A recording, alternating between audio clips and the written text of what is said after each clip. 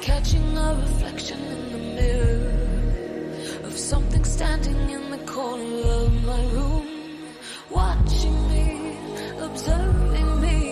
Is it my imagination or insanity?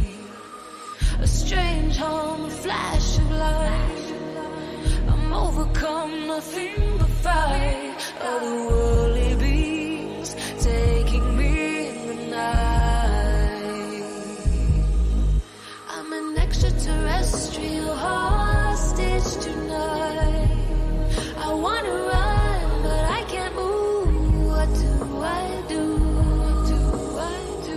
Where are they taking me? Where are they taking me? I'm an extraterrestrial hostage tonight. I wanna run, but I can't move. I don't feel real. I wake up in my bed. Was it just in my head? Looking at my hand, there's something there. Inside of me, I'm feeling oh so scared. Confusion and nasty fear. It wasn't just a nightmare.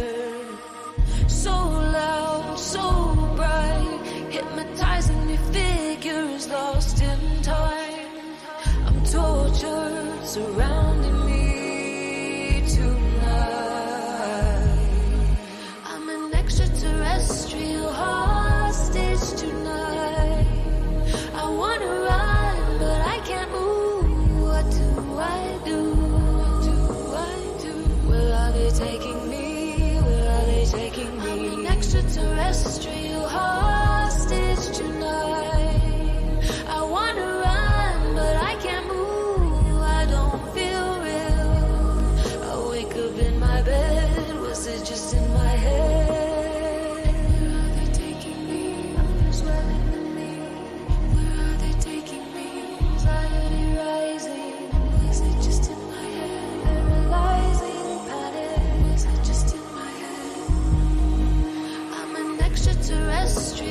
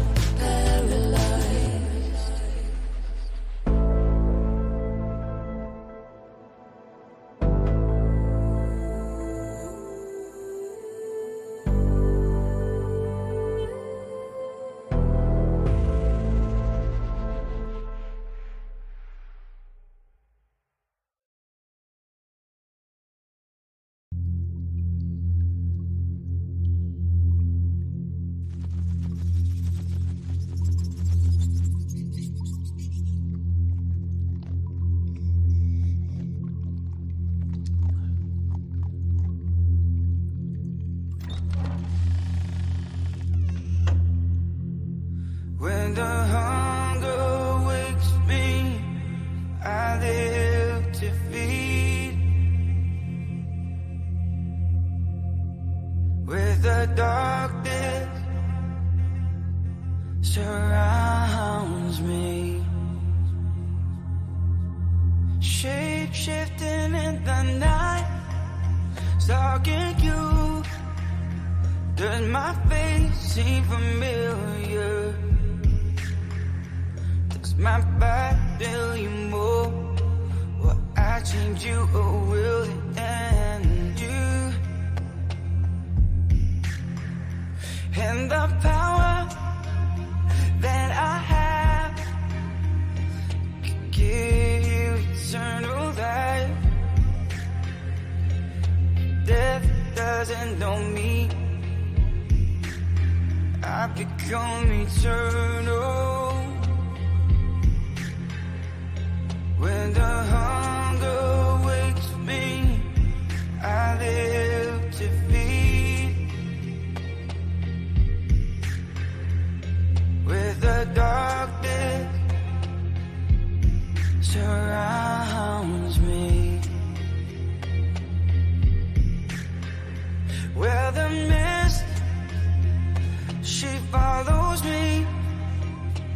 I walk alone in the night, watching you, following you, leading on you through the night. When the hunger wakes me, I live to feed. With the darkness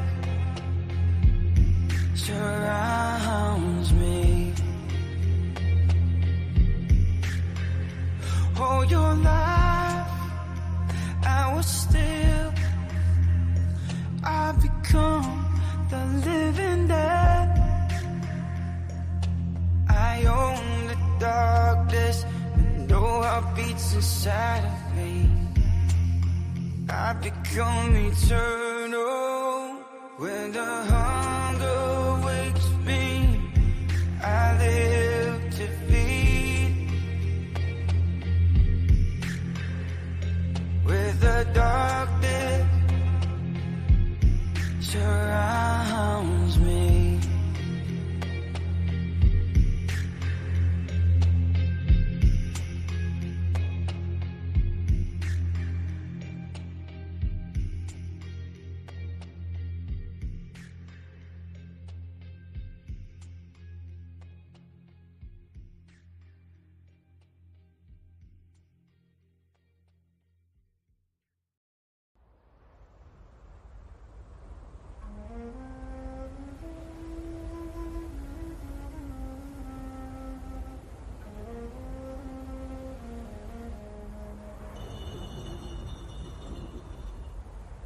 entombed for 3,000 years, wrath growing in me.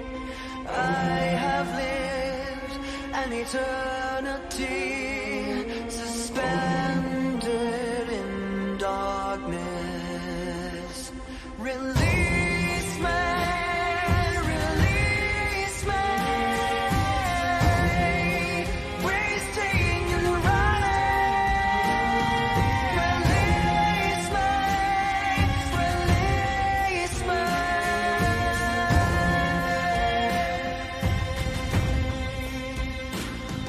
Condemned and bound, the sands of time have run out. Curse fills the room, curiously open my tomb. Rising from the cradle of death, my sentence has come to an end.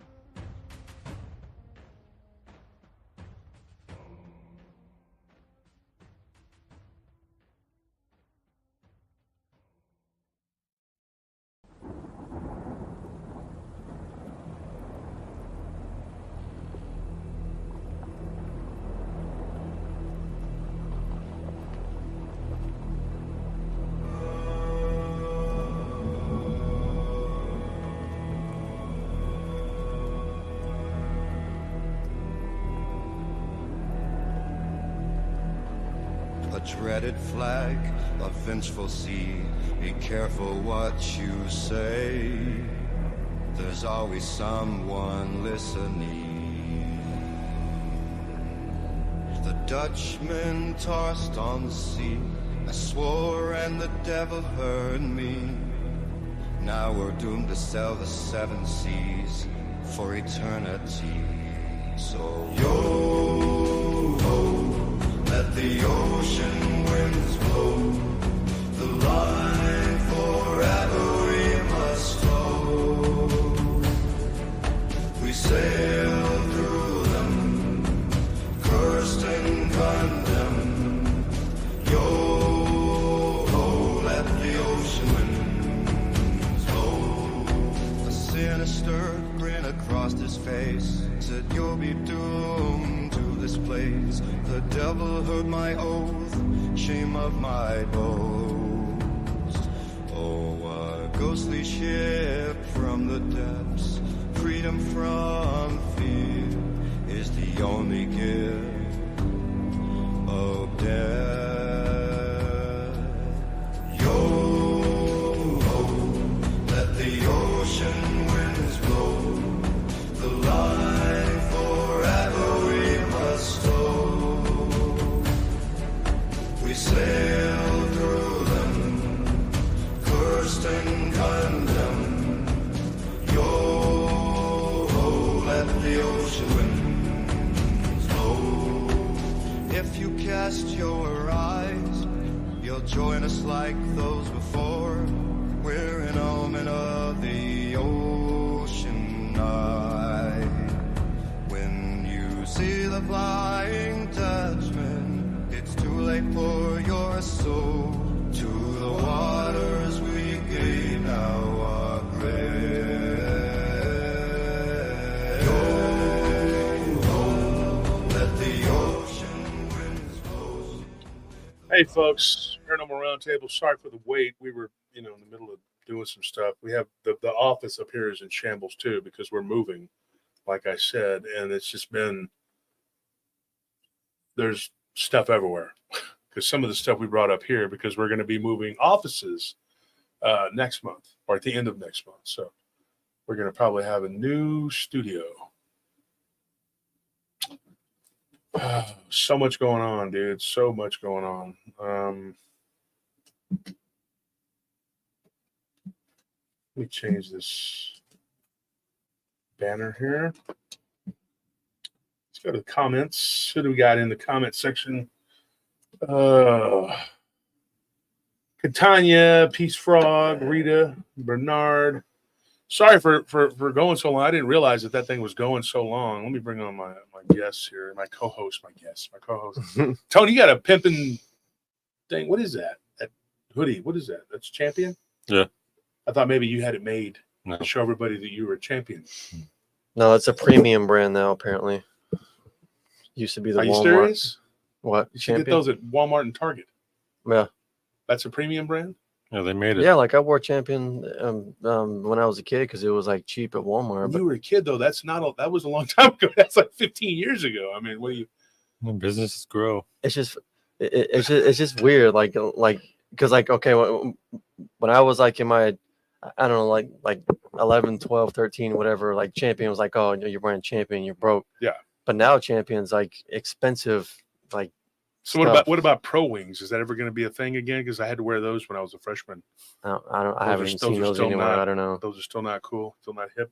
Like New Balance are going to be the new like Zoomer.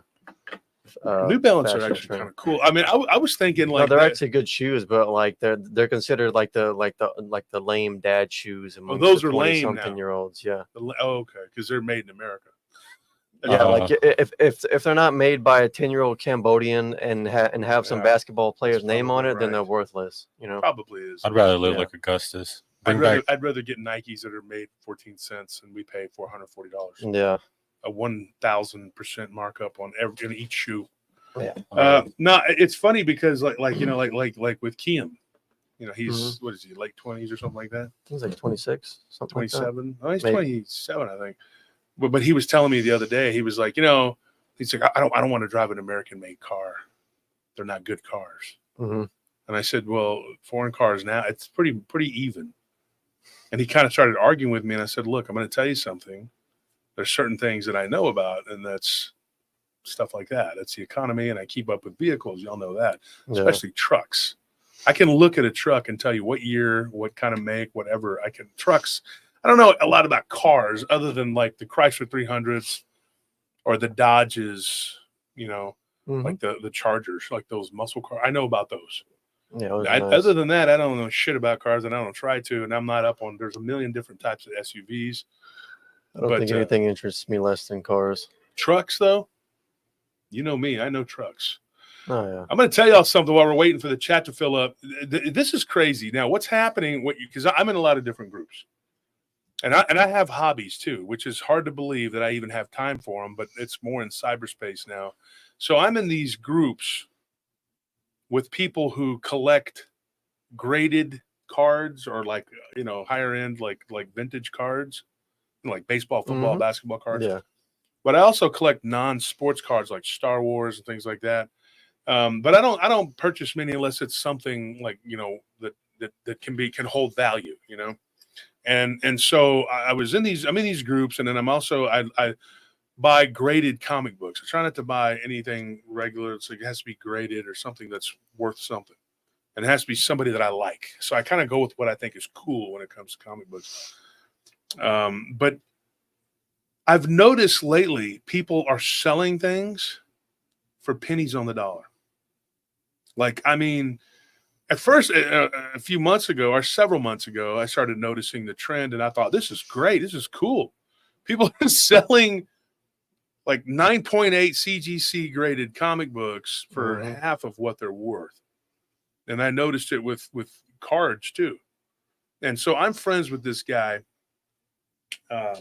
He's a guy that has a shop up there in Indiana. And I've known this guy for years. And me and him talk quite a bit. He's an interesting guy. His dad's a rabbi.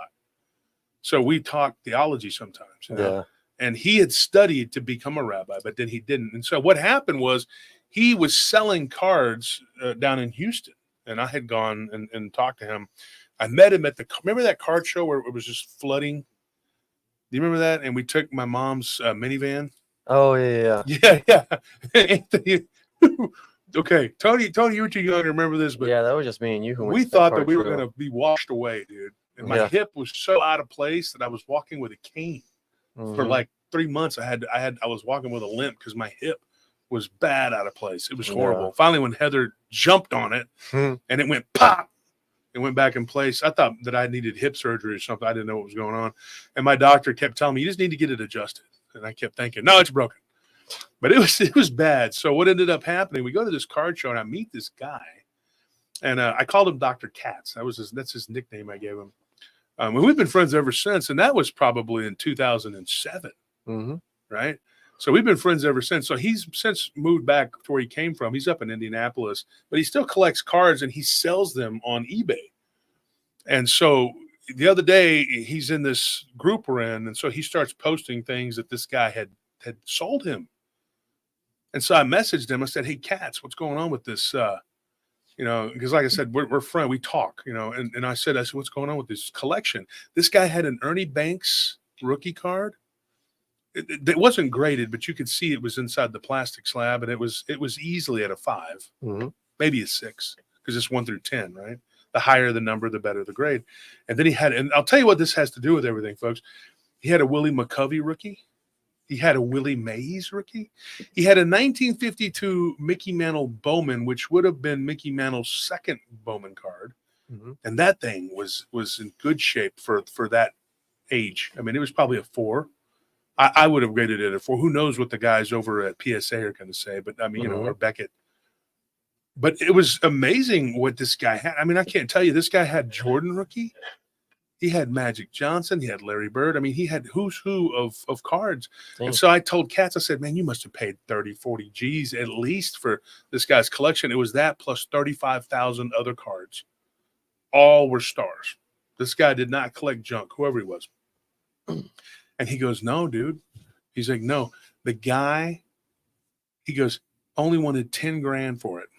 He said he had to unload it right then and there. And I said, well, You sure he didn't go into someone's house and help himself to somebody's? And Katz was like, no, dude, no. He goes, no, I've known the guy for a little while because this guy used to have a card shop. And he said, no, he just had to get rid of it. And so he goes, I gave him 11 because I felt bad. I mean, I was like, it was such a, I mean, It's like was pawn shop prices. It was unbelievable. And then he told me, he goes, have you been paying attention to the market? It's like bull as hell. I'm like, yeah, I see that. So what you're looking at, I mean, like right now, I would say, you know, that gold is going to continue to go up. The dollar is going to tank. It's going to plummet. And people are selling things for way below what they're worth. There was a Chrysler 300 I was looking at the other day.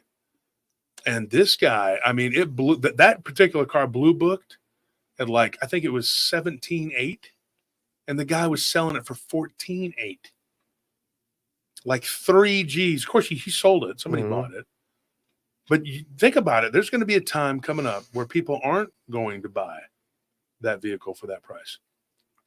The used car market a few years ago, COVID times, was, I mean, it was just unbelievable. I mean, people were getting pennies on the dollar. Was not happening. It was full price, full MSRP for anything new. And if you want, and so people were turning away from the new, and they were turning to used vehicles. And so if you wanted a used vehicle, you were paying a premium for these used vehicles, and they were hungry for a used vehicle. You could get a really good deal if you bought a vehicle from someone, like a new one, and you traded in a used one, because they wanted the used ones more than their inventory that was new. So you're sitting there looking at that, and you're going like, what in the hell is going on? Now, the used market has kind of, it's sort of righted itself, I guess. But now you're dealing with this weird, whole weird market where money is not money. People are realizing, like, now, you know, and so it's only going to get worse from here, folks. I'm telling you what's happening. You're seeing it unfold. I need to get on the so we figured something out on Rumble. You can have multiple channels on your on the same account. So we're going to make different channels that do different things. And one of them we're going to talk about, I want, if I can get some time, first I got to get moved in and get everything done and get some of these investigations knocked out. But we're going to do a lot of different things, and we're going to talk about being an adult and what that entails. And just basic stuff, you know, like there's so many people now, like, you know, like one of our landlords here, they still take checks. Well, people y'all's age don't know how to write a check. And in fact, a lot of people don't even know how to use a computer, which sounds insane. But the younger people now, everything is an app on a phone. Yeah. The phone has now become like a little mini computer. I mean, it's been like that for a while.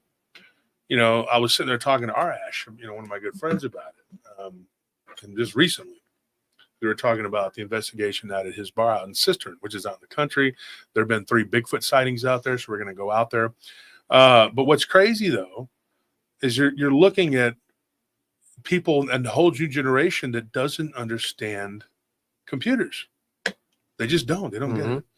Yeah. And so they're completely thrown off with the computers. So I got some news I got to tell you. AK-47 says, I've been collecting toys since I was like 5 years old. I'm 50. Cool. I had some really cool toys, man. I used to have all of the Transformer Masterpiece. And I sold those off several years ago. And thank goodness I did, because actually they've gone down in price. When I sold, I still have the Starscream one. Do you? Yeah. Because I sold those.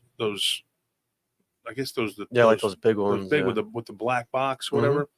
I sold those for about $225 a piece on average, and now they're only worth about $100. They've gone down because nothing is worth what it was now. The value, because everybody's trying to get rid of what they have. But what people don't understand is when this market goes belly up, well, those things are going to have value still. And guess what?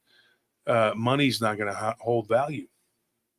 And I know that's hard to fathom.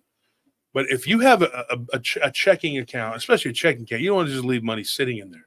Do something with that money. And you need to have an emergency fund. And I'm going to tell you something I saw an economist the other day. I don't know how this guy's an economist. I'm not going to say his name and out him. But I was reading Business Insider. It's one of the things I do. I try to, every day of my life, read something, learn something new every day. Back in 1998, and I remember the day, it was in October, and I made a conscious decision. I said, from now on until the end of my life, every day of my life, I will learn something new. And I'm pretty sure I've done that. Some days I was like, well, I'm going to learn 2 things today, so I'm going to learn tomorrow.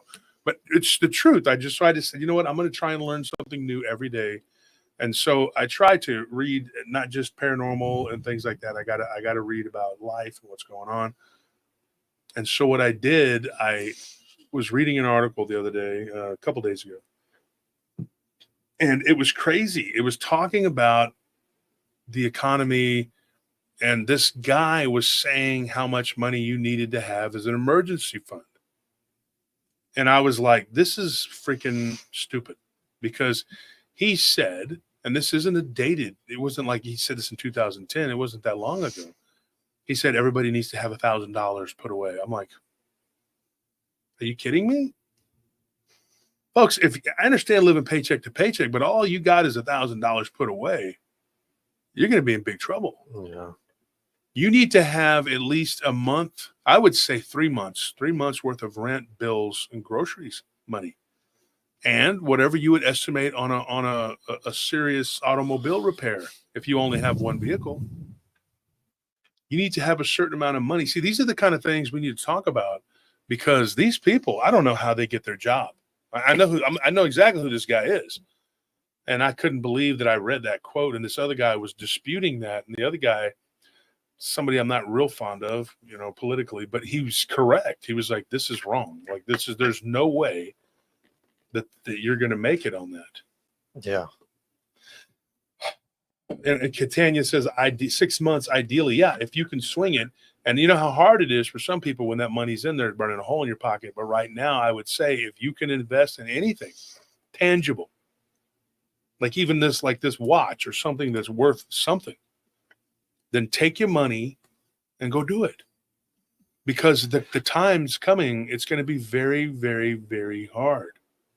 And if your money is just sitting there, inside of a checking or savings account. Now, the savings accounts at these big mega banks ain't going to do shit for you. I'm sorry. No. Like 1-2% in whatever. There's a lot of really good deals right now, high interest yield accounts. You can get one for Citibank has it if you have a card with them. Another one you can do is PayPal has a bank account you can use. And the high interest yield is it's like 4.3, 4.8 on different ones. It's pretty high. Now, what I did was I put money into a CD. Mistake. Yeah. They tax the crap out of it. So every month they take a chunk out of there for taxes. And then there's this other thing. Now I don't have time to get all into it, but one day on this other channel, I'm going to do this. I'm going to talk about this, and I'm going to explain to you what 401k is. A lot of people don't know what that is, how it works, how it affects you if you have one, and what's going to happen in the future to it. Right. And then the Roth. Now there's different types, the Roth IRA. Because there's some of them where you pay the taxes up front, mm-hmm. and everybody's like, oh my gosh, that's expensive but you give the IRS their cut at the very beginning of it. I'll explain it, but it actually is a good deal. The problem comes if the banks decide to go belly up, and of course they'll be bailed out because they're all in it together, but you have to be real careful because they're playing roulette with our money. Is what they're doing. So when you give the bank a CD, and I'm not going to sit up here and explain everything, about what that is, you're letting them use your money, mm-hmm. right? And then it's compounded daily interest is what that is. So in other words, like whatever interest you get, you gain on it, like daily, it compounds. And it's a pretty good deal if you put enough into it. Now they're going at about 5% or around there, maybe a little more. I seen one that was like 5.1, which is pretty high. and then I've seen them as low as 4.8. But if you put the money into it, like, you know, it compounds daily, and it's a pretty good deal. But then they hose you down with the tax, and so I was like, oh crap, because, you know, I didn't even think when I did it like how much that was. You know what I mean? Mm-hmm. But it's really, yeah, inflation is going to be more than 5%, Cooper. It's going to get bad. You watch, because it depends on who wins the election. Because there are actually people who do not understand. They do not understand the economy at all, and nor do they care. And they're yucking it up and talking about, I'm with her. And I'm like, you're going to be in the gulag. You don't know what's coming. And they have been staving this off for about 53 years. We've been dealing with this make-believe fiat currency. You know, literally, like years ago when Nixon was in power, France called on, they wanted their gold. They said, hey, give us our gold, you know, that we, you know, and so long story short, this is not, like I said, I'm not going to make this an economic show and wait till the thing gets to 300. But he was like, we don't have it. He knew we didn't have it because he asked them to go and look into Fort Knox, and they were like, no. So when you brazenly, being the feds, you know, the Federal Reserve tells, which is the piggy bank of these fat cat elitists, they told him no.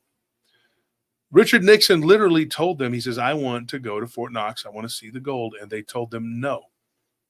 So what they did was they took pictures, and they sent it to him. And he's like, what is this? I don't believe this. This is, you know. He also asked some other interesting questions. He wanted to know more about the Kennedy assassination. Mm-hmm. Because they say he was a super paranoid guy, and he was. Listen to his tapes. I mean, they're there. You can listen to them. Now, not all of them. Some of it's redacted because he says a lot of things. A lot of things. Some things that are not very politically correct to say nowadays. Yeah, I remember what he said about Bohemian Grove. Mm-hmm. You can't say it on the show. You can't say it on the show. But he also said this. He says he wanted to know about UFOs. Mm-hmm. So did Reagan. They told them no. And they're like, well, can we learn about, you know, the inner earth? And they're like, no. And he's like, okay, well, what about the Kennedy assassination? They're like, no. What can I learn about? And they're like, nothing. Just stand up there and do this, because there's nothing you can do. You are really just a figurehead. And I'll say this, I think Kissinger at that time was running the country. And so people are just like, what in the hell's going on here? And then they told him, hey, you know, it'd be a good idea. You're going to lose the election. They lied. Mm-hmm. He was in danger of losing. And they said, you're going to lose the election. We need to bug the hotel because they're committing criminal activity. We can prove it. Now, this was Bush and his people that did this to him. Mm-hmm. So he trusted them. So Kissinger, this is my opinion. I gotta say that. I think Kissinger and Daddy Bush went and told him, hey, we need to bug the Democrats. And that's what they did. And then they exposed him and said it was all a plot that was laid out by him and his administration. Here's another thing that's weird. You know Ben Stein? Mm-hmm. He talks like this. Yeah, the most monotonous guy ever. Ben Stein, and I don't know if you can find it because they've probably scrubbed it off the internet, but I saw this, and now, unless it's a Mandela effect, I've seen it. He used to write political speeches. He was a far-right guy. He wrote political speeches for the Nixon administration. Mm-hmm. Did you know that? I had no idea. Ben Stein used to write his speeches. And Ben Stein once said, this was back in the 90s, he says that it was a conspiracy. He was like, he just did that with that drawl voice. He's like, there was a conspiracy to kick him out of office because you couldn't assassinate another president that soon. He says that. Ben Stein said that. So I was sitting there watching that, and I was like, holy crap. And it was a video that my brother had that was given to him from a friend of ours. And, of course, we were all into the theories and stuff like that. And we were talking about the moon landing and all this other crap and the Zapruder film.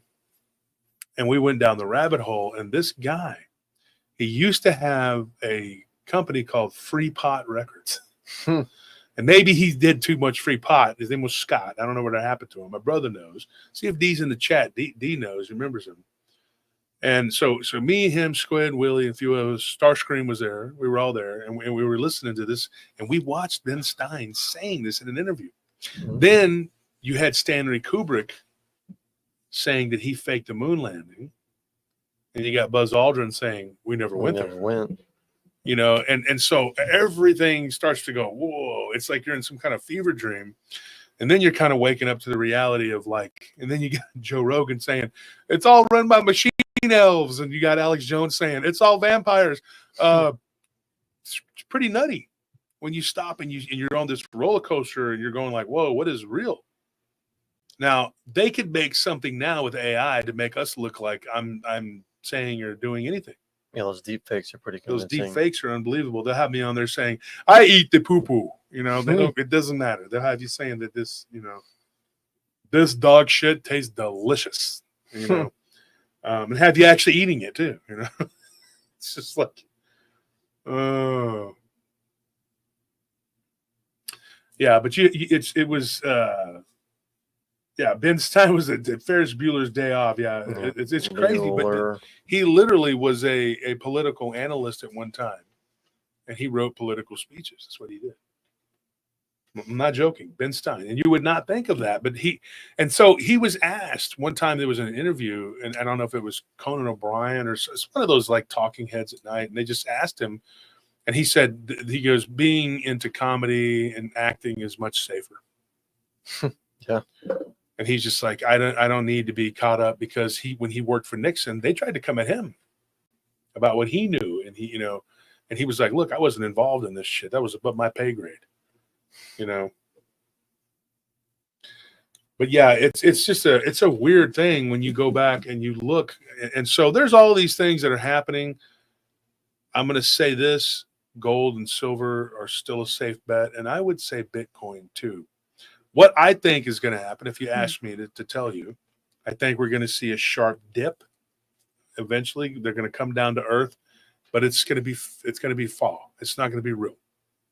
It's going to go whoop, and then all of a sudden, everybody's going to go, oh shoot, and they're going to panic. And when they start dumping precious metals and Bitcoin, then it's going to go pew. And I'm going to tell you this. I'm going to say this because it's fake. It's all fake. What they do is they manipulate the market. Like, how many people believe that diamonds are worth money? You know why diamonds are worth money? The biggest scam ever. It's the biggest scam ever. They're not even that pretty. Bazillions of diamonds. Well, they are pretty, but I don't to me, think so. I'm not a big diamond guy. But they're not. If you've been to Africa, to Sierra Leone, they're laying around on the surface. Mm-hmm. People are picking them up like they're picking berries. Yeah, they have value from artificial shortage. There's no shortage of diamonds. Mm-hmm. And Cooper Young is exactly right. That's an exact statement. He says there, the solution to this corruption is sadly multi-generational, nothing overnight. All you can do is your part. That's it. Here's the funny thing. Bernard Fox says Tower 7 was not even hit. Do you realize that there are 7 towers of Satan? How many people know about that? I bet a lot of people don't know what that is. The 7 towers of Satan are found around the world. I can give you a whole spiel on where they're at and what they are. Each one is said to house one of the crown princes of hell at one time. Now, here's the weird thing. Those towers are now supposedly defunct. Mm-hmm. So where the hell are the inmates? Each one of those fallen angels was cast down. This was during the rebellious. This was not the fallen. People get confused with fallen angels. Now, there's 2 types of fallen angels. There's the rebellious angels that fell with Lucifer. Mm-hmm. When Jesus says, I beheld and I saw Satan, depending on which Bible you read, fall to earth like lightning, he says Satan. But that's what happened to Lucifer. That's why I know that Lucifer is a shaitan. It's not up for debate for me. Now, is he the main bad guy? No, he's not. How many are there? There's a bunch. The 7 towers are actually, this is what's really bizarre. Supposedly they were each built, and this is what Islam, pre-Islamic Arabic tells us, that they were built by the Jinn kings. like Bahut, right, in Yemen, Baalbek in Lebanon. Those are spots where they are imprisoned. Now, there are 7 of those towers, but then there are lesser prisons that were created by these jinn, which is one of the arguments that the Arabic Islamic people use to say that the jinn are actually not demons. Some are good, some are neutral, some are bad. They're like people. These jinn actually imprisoned these devils, but they were the armies that belonged to these fallen, and these were the original rebellious. Then there's another theory that those were the top 7 guys that fell with Lucifer and the fallen angels, which would be Samyaza, Azazel, whatever. You were sent here to build those towers, to imprison each one of them, capture and imprison them. So they got the main 7 ones except for 1 or 2. Sorry, there was, and that was Astros and Asmodeus. Those 2 did not get imprisoned. Reason being, Astaroth was too clever, and supposedly Asmodeus was just too evil. He was super powerful. So they did not imprison them. The weird thing happens, though, is when Iblis, who is literally the devil, bad guy, the main jinn in Islam, he is associated with Azazel, and a lot of scholars believe that that's the case. That is who he is. They're the same. They're the same being. But there is a dispute about who was the leader of the fallen who rebelled, because they rebelled too. And of course, there are different texts, and they will say things like, I think Jesus in one of the Gnostics says it, that he basically accuses them. He says that you followed, Satan, which of course he refers to that as Lucifer. I believe he's referring to him. He says you followed him and his light, whatever, and you fell. And he's talking against those fallen that were the 200 watchers that were supposed to be doing their job. And so you start getting into this weird, it gets real complicated, dude. And then you start getting a headache. Thank you for that donation. We appreciate it. I'm not going to say, hey, people, don't donate, whatever. My wife had a talk with me about it, and we all agreed. I mean, we don't want to make you feel bad for donating. We were just trying to prove a point that we're not asking for it. These people keep lying and saying that we're, and they really are just trying to keep you from learning. That's the truth. I'm telling you, they are being used like puppets. But we're not going to talk about them right here. That's for a different time. The attacks continue. Let's just say that. Go to PRT News. You'll see it. So what ends up happening, these beings, they have this whole, there's all this different corruption going on. But at the same time, you have these other beings who are like, I don't know what they are. They're like in between angels and man, right? Mm-hmm. Because the fallen angels, we all agree, the rebellious angels, which is the first batch, Lucifer and his guys. Mm-hmm. Years later, there could have been thousands and thousands of years later, you have the fallen, which is Azazel, Samyaza, and all them. You have 2 different things going on there. But it also coincides with Greek mythology, because you remember Zeus and his guys, before them were the Titans. You remember Kronos and all those guys? Okay. So think about that first batch as the Titans, right? And also it says that that Satan, aka Lucifer, is the god of this world. Mm-hmm. This is his planet. This is his world. So when he was cast down, this was his world, right? Now, if you look at it in terms of the book of Job, which predates Genesis, then it gets kind of interesting, because it says in Genesis, the Elohim, which is a plurality, they come and they talk to Satan, or the Shaitan, which is a title, and it's a plurality. Both. Where have you been? Walking to and fro upon and within the earth. Oh, wait a minute. This is predating Genesis. So what happened in Genesis? Now, I'm going to say this, and a lot of people get freaked out. when I tell people this, and this is not what I believe because I don't know. I'm just saying what has been written, what has been said, and I'm just putting it in layman terms and I'm throwing it out there for you to listen to it, read it, go look it up, go find different material on it because there's a lot of different material on all this stuff. And I don't have time to sit here and just tell you the whole whatever. We don't have so much time. But one of the things that's interesting to me is that they say, you know, I say they, but like the different texts, right? These different texts, whether they're Islamic, the Hadiths, whether it's the Vedas, whether it's the Gnostics, it's the Bible, it's whatever books, they all say different things.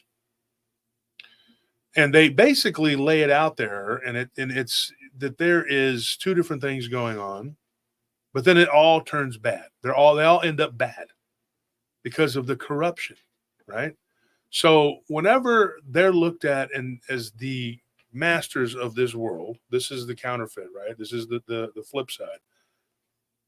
You're not going to get a fair shake here. People wonder. They said, well, good always triumphs. Not in this world. Not in this world. Because this is the flip side, baby. I'm telling you. This is their world. The only thing you can do in this world is endure. Try to bring the people to God that need to come to God. You can't save everybody. It's not going to happen. But what you can do is help those that are around you. What is everybody talking about here?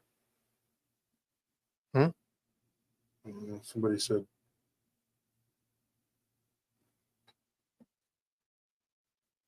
I was reading the chat for a minute there, and I was like, people were saying, why is Gary Carpenter? What's he talking about? In my house, yes, but I can get it at the store on sale. Up here. No. Batman. What are you talking about? We just got a fan watching. A mega super fan watching one of the people who hates us. Oh, okay. Well, they got caught lurking, so. No, they can lurk all they want. Yeah. They're just looking for some sort of end. We're not going anywhere. So they can run back and tattle. Run, tell that. Okay. I know you like seeing our beautiful faces. You can't resist. Missy Bass says Batmom. Yeah, I know. Batmom is not she is not a fan of ours. She is a hater. Oh, no, she loves us. She's a hater. She's a super fan of us. Yeah. Well, she's watching. Anybody who watches us like they do. She's going to watch to the end, too, and then be like, I don't even watch. Yeah. Go hit the pipe. So anyway, listen. I'm not going to get into it. Let whoever wants to hear the word, let them hear it. So you can run back and tell Big Larry, you know, he can with his big goofy gibbon nose, he can do what he's got to do. Yeah, Big Larry. I saw that and stopped laughing. I was like, these people are nuts, dude. Go read the comments. That was really nice of you to dox us like that, Big Larry. That was nice. You know, we'll be out in a few days, so we don't have to worry. But yeah, it's nice that he such a good man. Does everything he can to absolutely destroy the truth because it doesn't coincide with what he believes. So, anyways, enough of that. We don't. These people, they come every day. They wake up with something new, some new horror comes up aboard. But so what happens is that there's this weird where Jesus says, he's like, you know, he goes, I know that you have fallen in with these, you know, reprobates. And he tells them that. So there's like this conversation. Now, where it takes place, that's the problem. Is it when he goes to hell for 3 days and 3 nights and he's in Tartarus? Where exactly is this conversation? But it's an odd thing, you know, and like I said, you can look it up. There's several different books that he's doing this. So he did have some sort of interaction with them, and he was telling them, you know, you're wrong for what you did because you were set about the world to do right, to keep an eye on these reprobates or whatever, and you didn't do it. Now, whether that is a work of fiction or not is up for debate. We don't know. And like, I need to sit down, and I promise you folks, when I get moved in, because my study And these cats can tell you, man, it looks like Like a bomb went off in hurricane. there. And so my notes, my work is scattered to the 4 winds, 7 winds, or whatever you want to call it. It's all over the place. So it's the last thing we're going to have packed up and move because I'm still trying to work out of it. So hopefully it'll just take a day or two and I'll get it set up in the new place. I do have a study there already ready to go. It won't be the final one. And we're going to set up a makeshift studio so that we can jump on and record all of us together at any time. But we're going to keep this one too, because this is also the office of the company that I apparently don't own. Mm-hmm. So that's nice. Man, these people come up with some really funny things. So here's the thing. If you stop and you look at these, and I will get into it. I will dig and I will find this information and where it's at. This is stuff that I've read and I can't tell you what the source is at the moment, that particular part anyway. But I know I've read it many times and it's come up in many books, many different texts. And it's one of those things. It's not just in one book where it says, but it's in multiple books. And then some of these, it even refers to him as like the Messiah, like the Messiah spoke and says, hey, this is what you did. You transgressed. But some people say that is not correct, that is not, and all of this is debated. And a lot of the books in the Bible a lot of people don't, they debate the books in the Bible. There was a hot debate about Revelations or whether it should be in the Bible or not, because there's different apocryphals, that say this and say that, and they contradict each other. Mm-hmm. So, you have to take each and every piece, take a piece at a time and just take a look at it. And I'm not even going to tell you, I'm not going to sit here and tell you, oh, use discernment, because we've talked about this before. You're Muslim, you're Christian, you're Jewish, you're Hindu, you're Buddhist neighbors. Everyone feels strongly. Everybody right. says that they use discernment and that they were shown signs. Every one of them has told me the same thing. God or something akin to God has shown them a sign that they were right. Like I have sat there and talked to Muslims and Jewish people and Christians and Hindus and Buddhists alike, and every one of them will just swear up and down. They will die on that hill. Literally, they will literally die for what they believe. And they believe that they have discernment in everything that they've been shown, and they believe that the Godhead or God or Allah, whatever they call God, or Jesus or the Prophet Muhammad and Allah, whatever, showed them signs. They all say the same thing. And they're very fervent. I was talking to a guy the other day. He's Buddhist. He's a religious and philosophical Buddhist. And he was telling me the Godhead. And I was like listening, and I'm like, okay, I get it. And he just kept on. And I was like, I'm not arguing with this guy. Now, he's a spiritual Tibetan. Like he's literally a dissident. He lives in Britain. He doesn't live here, but he's in Great Britain. But he's a dissident. Like he fled Tibet during the invasion from China. And he said, but he just continued with it. He just kept on. He was like, well, the Godhead showed me this. And I said, okay, well, your version of God, he says, no, that's the Godhead. That's him. I'm saying, okay. But it was like repeatedly throughout the conversation. Now, he had a very interesting conversation, and it was about tulpas. And I got to tell you, Monica, we have to talk. He does not agree with Monica's assessment. Let's put it that way. I don't know what I agree with. I don't know what. I'm just here. Okay, I'm just trying to figure it out. But he was saying, look, I want to talk to you. And I only talked to him one time, but he was talking a very freaky story about a tulpa that tried to kill him and tried to kill others in the monastery and succeeded in possibly, I'm not even going to get into it, in actually killing someone. But he kept, when we started talking about religion, he said, I was shown this was the way. The Godhead showed me this. The Godhead showed me that. The Godhead. And I'm like, okay, I get it. Yes. The 7th level, the Godhead. And so I asked him a question, and this is something that I posed to a lot of people. And I said, how is it that you believe so fervently in the Godhead, whatever it is that you saw. I said, what if it was some kind of topic, like egregore, whatever? What if that was tricking you? Mm-hmm. He said, because the Godhead showed me that it wasn't. And so I said, okay, there you go again. But if you talk to a Muslim, they do the same He thing. investigated himself and found no deception. Yes, I did. I talked to the Godhead that was not deceiving me in no way. And then, but our Muslim friends do the same thing. I had a Muslim friend that argued with me for days that Islam had never committed slavery. I said, how do you think they got over here? I said, the Fulani Muslims, who are now some of the biggest slavers in history. They were.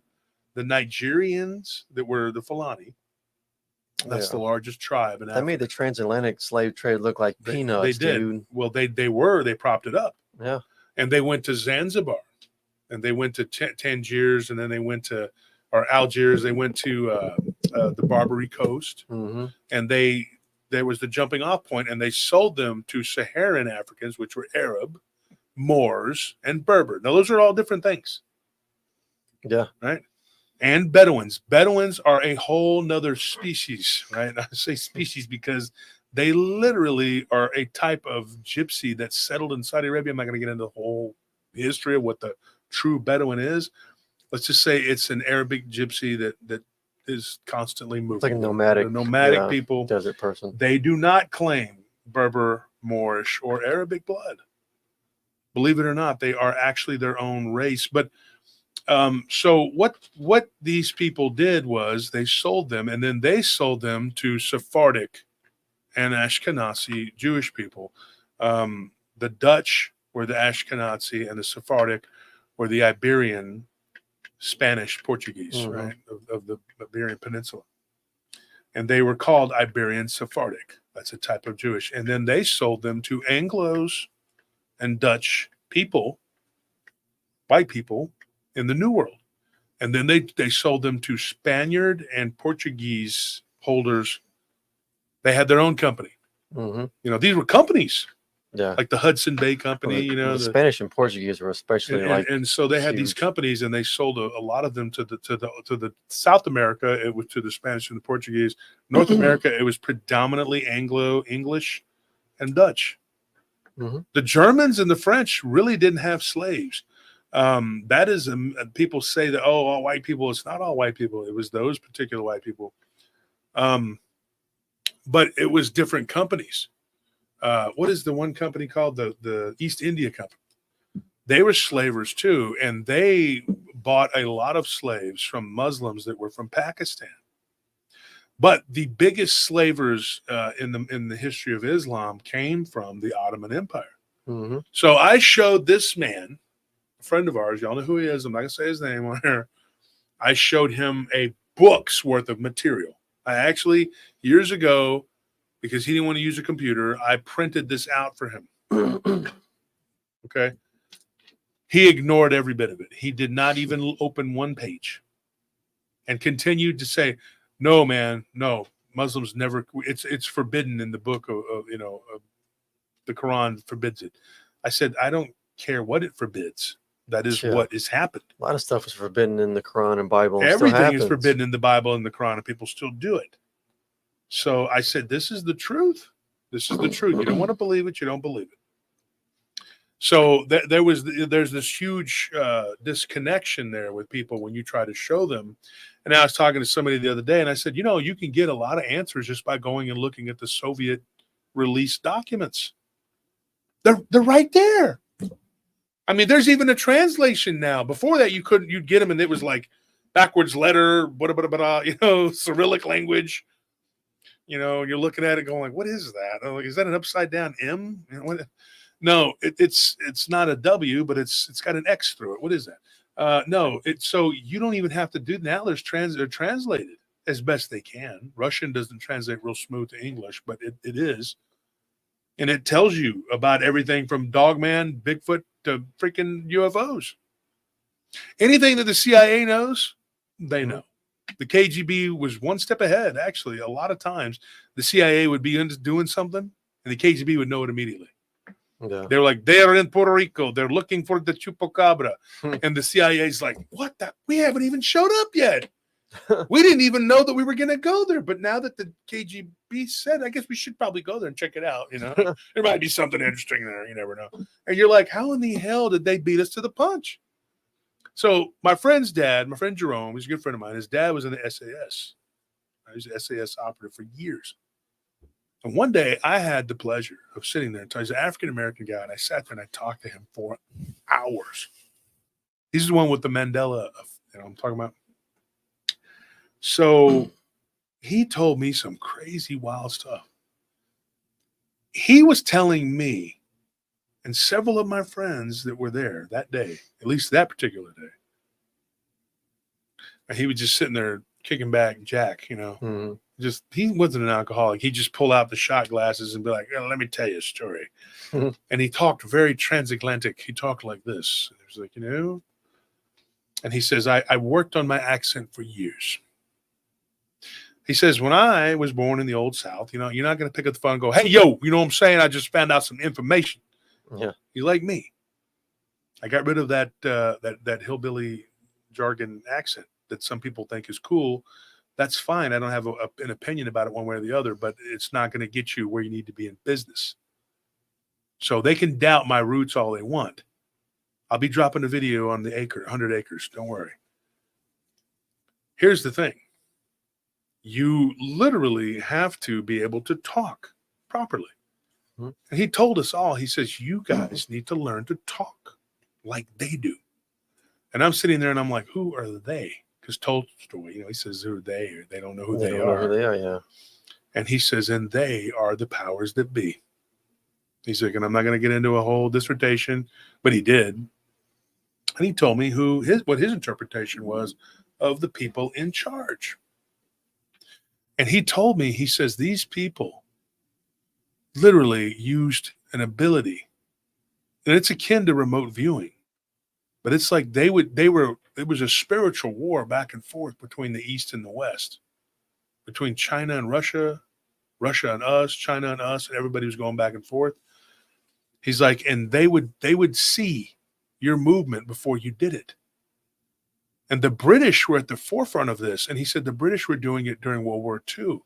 The British were using witchcraft, literal witchcraft to figure out the moves of the Germans. And he says, we knew what the Germans were going to do, and we were giving the information to Moscow. Moscow could not believe how accurate we were.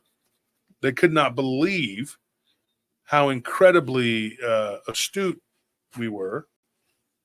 He goes, so Stalin picked it up. He figured it out. He was like, hey, man, these people aren't using normal technology. This isn't radar, and this isn't, I think it was like a synthesis of like witchcraft and like high technology. Exactly. And so he was like, Stalin was pretty clever, and him and his people figured out that there's no way they could have known these troop movements. There's no way that because they were figuring out things that the Germans were doing on the front lines. And if you trace the timeline, and this is most interesting, if you look at the Soviet documents, they captured all of the Germans' documents from East Germany, right? Mm-hmm. The battle plans. And we were talking the other night about General Paulus. Mm-hmm. And how there's a section of Ukraine that was white supremacist, but they're led by a Jewish guy, Zelensky. It's really weird. But when you look at what they figured out was the timeline. The Germans themselves had not even talked about it yet. Like Paulus had not gotten his orders. He was the field marshal, which is in German rank higher than a general. Mm-hmm. So him and Guderian and all these other field marshals, nobody had told them what they were going to do yet. They didn't even have their orders. So Zhukarev on the other side, these other generals on the Soviet side, they didn't know. They were just being told, hey, they're going to do this, so we're going to do a pincer movement. They were literally able to encircle the 6th Army based on preemptive information. And I'm telling you, this is the truth. And so what this man told me, he says, dude, I joined the SAS. He joined it in like 1949. And he learned that they used a high-level sorcery. Mm-hmm. Literally. They were given information from interdimensional beings, like literally, that gave them this and showed them like on like a TV screen, like a circular TV screen. Said, look, this is literally what they're doing. This is what they're going to do, because they were tapping into the space-time continuum. Well, remember that machine that was invented that could mathematically, like it supposedly it could predict like the most likely future, Scenario. like near future, yeah. And so they were using a type of technology that we even now today is only rumored about. And they used it to defeat the Germans. But you have to think about this. To what aim? Because ultimately that led to the enslavement of millions and millions of people by the Soviets. The Iron Curtain fell. We, to this day, will never know the true numbers of how many hundreds of, I think it was in the hundreds of millions of people that died under the Soviet regime. Mass murder. And I keep saying this, it's not like a broken record, but we should have let the Germans do what they were going to do and then went in and kicked their ass, because they would have been weak. Mm-hmm. The Germans, our military was weakened. But if it would have been a fair fight between Germany and Russia, Germany would have they were killing them. They were destroying them. They did it in World War I. They were just repeating it in World War II. They would have been so decimated and so beat down by the time they were done. And the Soviets, they would not have been able to punch back because they wouldn't have been rearmed by Allied supplies. And if Japan would have joined in on the other side, it would have been a whole new ballgame. And then at that point, the Axis would have been very weakened and it would have been a much easier kill. So, like I said, there's books written about it. Pat Buchanan wrote a book about it, The Unnecessary War. And in that book, he points to the fact that Mussolini was saying, look, this guy's dangerous. Hitler, he's dangerous. So much so that what's his name from Spain? Franco took help from him because he needed him. But then after that, he was just kind of like, he put him off, and then he gave him 400,000 volunteers. The numbers, they say the numbers are smaller. I don't believe that, because there was a lot of them that were captured and put in gulags. There was a Canadian soldier that somehow ended up being picked up in Berlin because he wandered over into the Russian zone. And he was gone for 13 years into the gulag. Mm-hmm. They just took him. And he was like, look, it was an accident. We're allies. And they're like, no, comrade. No, we're not allies. You pretend you believe we're allied. We're not allied. You are dumb. Your people dumb. We know you're not, The Russians knew what was going on. The Americans and the Canadians were like, hey, welcome to Germany. We're all friends. Officer Doofy here. And the Russians are like,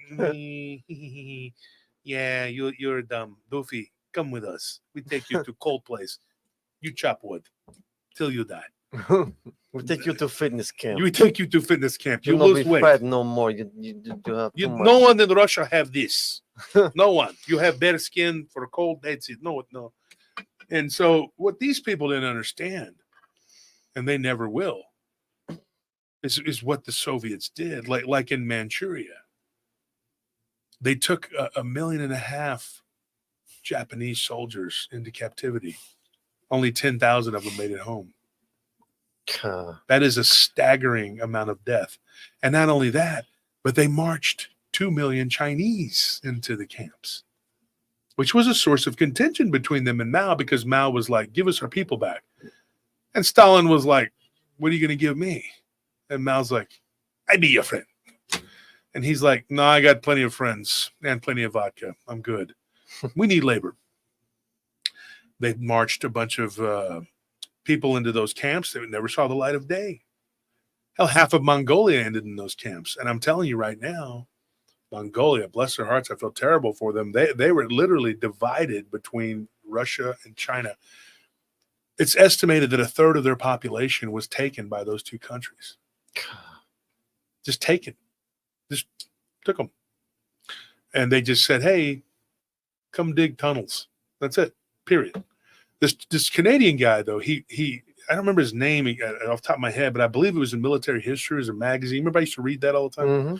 And he said that every race of mankind, and some that maybe have never been seen, are in those gulags. He said it was unbelievable. He saw black people, white people, Asian people, Hispanic people. He was like, there were Argentinians in there. He's like, where in the hell did these people come from? Wait, at least they were equal opportunity and They were equal opportunity enslavers for sure.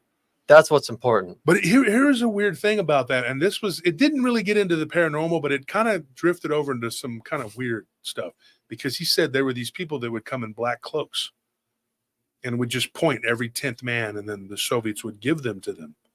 And then they would take off with them on horseback. Kind of like the guys from the Lord of the Rings. Yeah. And I was like, what in the hell is that? You know, kind of weird. I mean, there's some really weird things that went on, but when you stop and you read these things, you know, and there was a German pilot, not the Death Mask, there was another guy, the blonde knight, what's his name? He wrote about his interaction with Patton. And if his words are to be believed, Patton says, look, you weren't the real enemy. Halfway through the war, sometime in Salerno, he's like, well, we figured out that the Soviets were the main threat. And he's like, and I pushed to take you guys down, then rearm you and push you back into the Eastern Front. That was Patton's plan. How well it would have worked, we don't know. But they would have been put up on the front lines, the Germans would have, and then the Americans and British would have been behind them. And then they could have destroyed, you know, as Patton called it, the Red Dragon. And the Germans then would have been taken into custody, of course. But if you helped, you were kind of like a penal colony, whatever. If you helped us, then you were given amnesty, unless you committed war crimes. Which the SS, you know, which really the Einsatzgruppen was the one that was involved in the war crimes. Most of the SS, actually, the SS fighting men and the Wehrmacht didn't really know a lot about what was happening behind them, which was the Einsatzgruppen. Those were the guys that went in and took gypsies, Jews, Poles, and whatever else, undesirables. But the crazy thing about that was, most of those were in KVD Soviet camps that they liberated and then took over, and the prisoners were already there because the Soviets had already done that. They had already taken the undesirables, gypsies, Jews, Poles, whatever, and put them into camps. Latvians, Lithuanians, Estonians, you know, Belarusians, whoever, you know, Bessarabians, they had already done all of that. But anyways, that is your history lesson. It is a very vital thing, though, because you need to understand the climate. Like when we were talking about the werewolf attacks in Belarus, it's really easy. It was really easy for things to fall through the cracks because everybody was fighting, and it was black on black. I mean, darkness fighting darkness. And whenever black on black fights, the only thing that wins is the bigger, evil, more menacing predator. And typically it's the one that's more manipulative that wins. Really, it really is. And so, you know, the Bolsheviks, somebody just says it, Ram Charger 88. I like that term, Ram Charger. The Bolsheviks were extremely, extremely evil. And they were just able to out-evil the other side. But they had help from sorcery. And that side was being given help by guess who? Take a guess. A name that comes up quite a bit. Aleister Crowley. Oh, he was working with the British. He was working with the British, and he had a quote-unquote militaristic coven of witches that was giving them the information, and his connection was a demon. This demon that they had big, it was literally, they described this demon as having these weird curved horns. He had a huge jawline, big guy, whatever. He was ashen gray and looked like a minotaur mixed with a goat. Now, if you remember on Saturday, whatever, we talked about this lunatic Rex Rude, who since then has started to turn into a little bit of a pain in the ass. And so I've kind of had to block him, but it is what it is. So what ends up happening, this guy goes to Tartarus and he sees these creatures. Now, that would make sense because their leader looks like this big dude, you know, that's like he's got the big horns. It looks like Legend. kind of Yeah. like that dude, you know. But this is one of those beings that was interacting with them from the inner earth, and he gave them technology, and he told them exactly what the other side was doing. Now, the other side had their people that were backing them too. And so Hitler's side had the Nordics, and then they had another race of reptilians that was supposedly the fifth column that had broken away from the Vril. Now, that's not to be confused with the Qatar, who are the vampiric reptilians. They're their own own beings now, whatever. And I would say they're probably the most powerful due to their vampiric nature, unless you cut off their supply, which is blood. The problem with the Qatar, what I've learned recently from talking to some of these other vampiric, beings, their blood supply comes from certain shadow government agencies. So they have deals that are in place. Therefore, their enemies have sort of declared war on some of these shadow governments to cut that off, because the Vril are at war with the fifth column, aka the ones that supported the Germans, still at war. It's still happening underground. It has not ended. And then they are also at war with the Qatar. The Qatar could care less about the fifth column when they're not at war.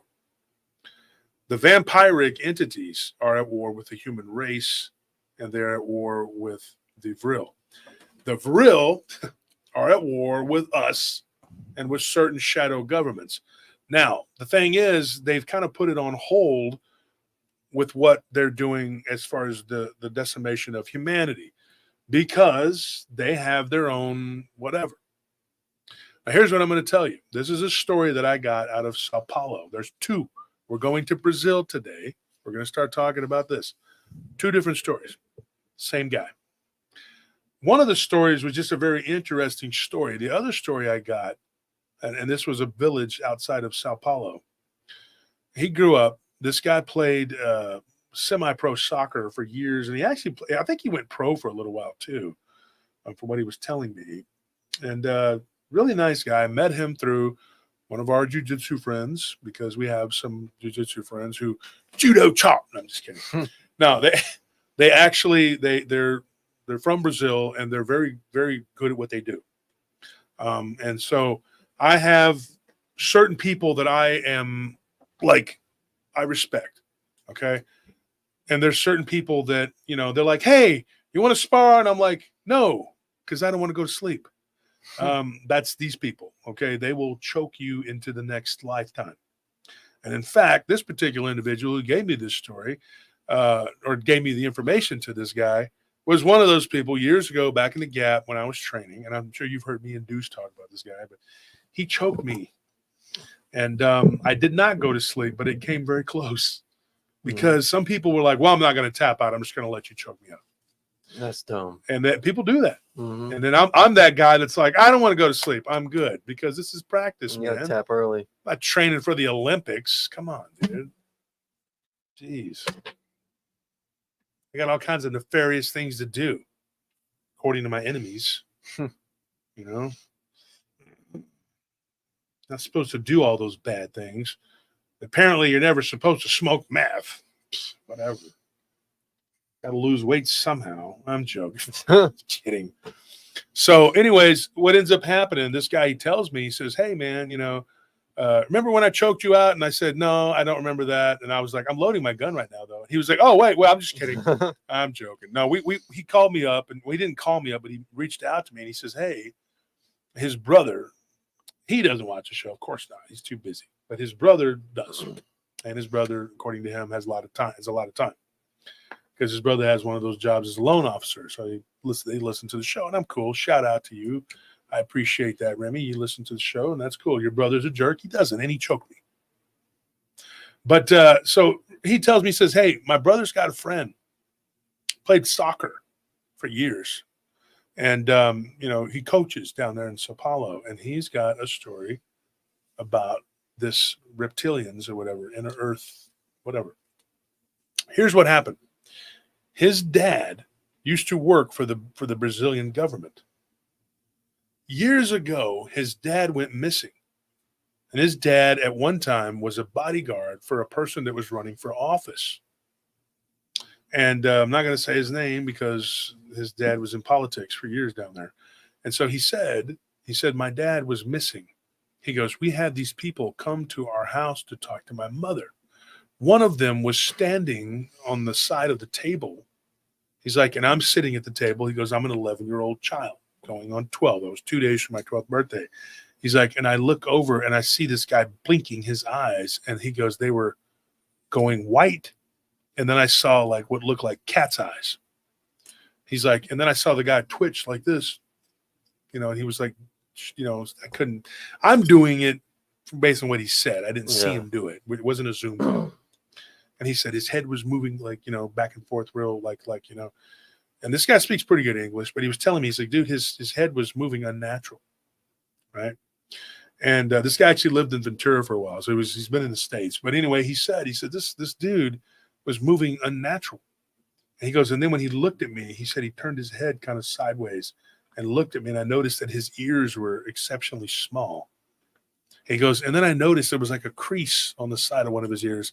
He goes, and then I realized this was makeup.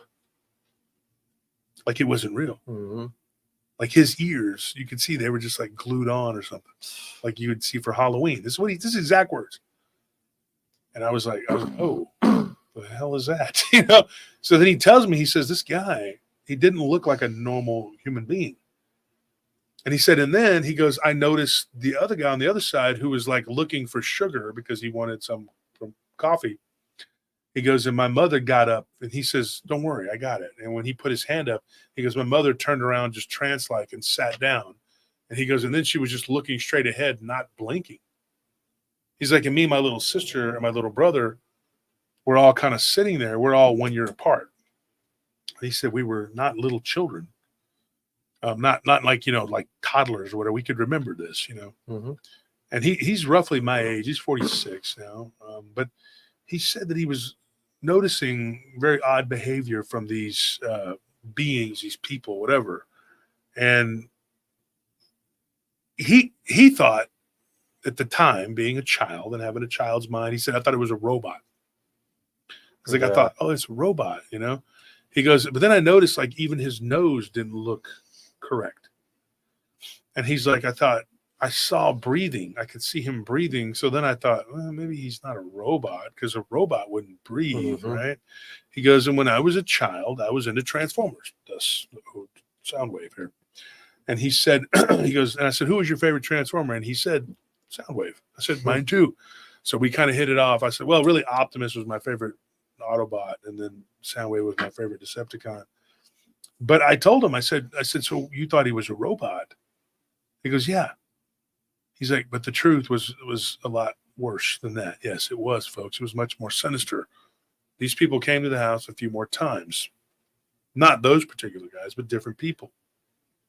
And they would come with the police, and then they would ask questions, and then they would leave. And they told his mother eventually that he had been kidnapped and that they had figured it out. And they knew where he was at, but it was going to take some time for them to put together a team to go in and rescue him. This whole story, right? He's like, and then one night he goes, I'm in bed. It's 11 o'clock at night. And I hear my mother just jumping around, making a bunch of noise and being loud. And I thought, oh, something's going on. So I jump up. He goes, I was very close to my dad. Now, this is a sad story. So I'm just going to tell you that. He comes running out and he sees his dad, and his dad's standing there. And his dad has no emotion on his face, nothing. It was absolutely just like, and he's like, got his arm around his mother, but there's no emotion, nothing's happening. He runs up and he grabs his dad, and he's like, Dad. And his little brother, his little sister wake up, and they run in there. He goes, our bedtime was 9 o'clock. It was a school night. He goes, we were going back to school that day. We hadn't been in school in a week.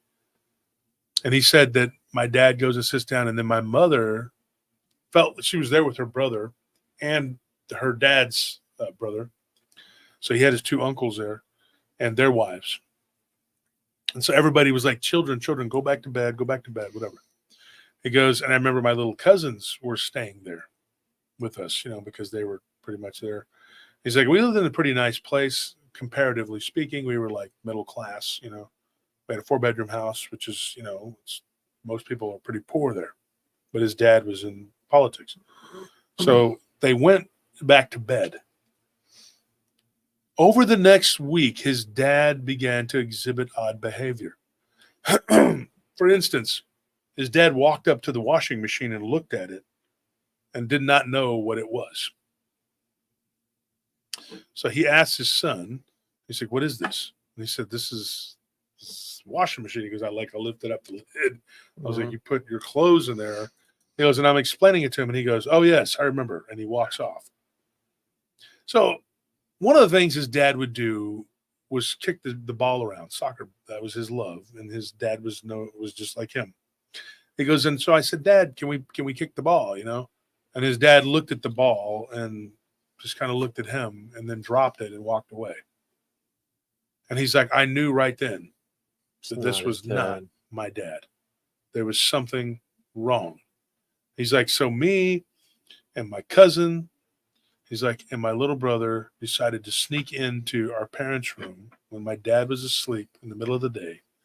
He's like, and I see this weird dot behind his ear on his neck. He's like, and it was weird. He goes, there was like this purple line going down, and it went like down and curved into his spine. And then the other one went up into his head, and it kind of disappeared into his hairline. And he goes, and I'm looking at this, and I'm going like, what in the hell is that? He said, when I went to touch it, he goes, before my finger touched it, there was this electrical shock, and I jumped back. He goes, and my little brother was touching me, with his arm. His arm was, touching my arm. He goes, and it shocked him too, and it hurt so bad. He goes, and it gave me a headache for 2 days in class. He goes, the second day, my head hurt so bad that I couldn't stay in class. I had to come home, and I had a massive nosebleed. So he said that he was going through this whole spectrum of emotions, and he just could not wrap his mind around what the hell was going on with his dad. And he said that one day his dad they had this parakeet, not just one, but they had 2 or 3 of them. Mm-hmm. And he said each one of the kids had one, and he goes, and I had 2. And my dad went in there and he grabbed one of them and just,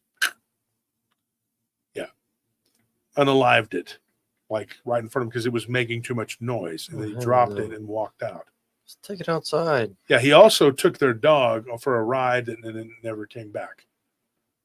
And then they had a cat, and he let the cat out, and that was it. The cat stayed outside and meowed, and they were never allowed to let it back in. And eventually a stray dog killed it, unalived it. So this went on for like weeks. And then his dad and him became cold and distant.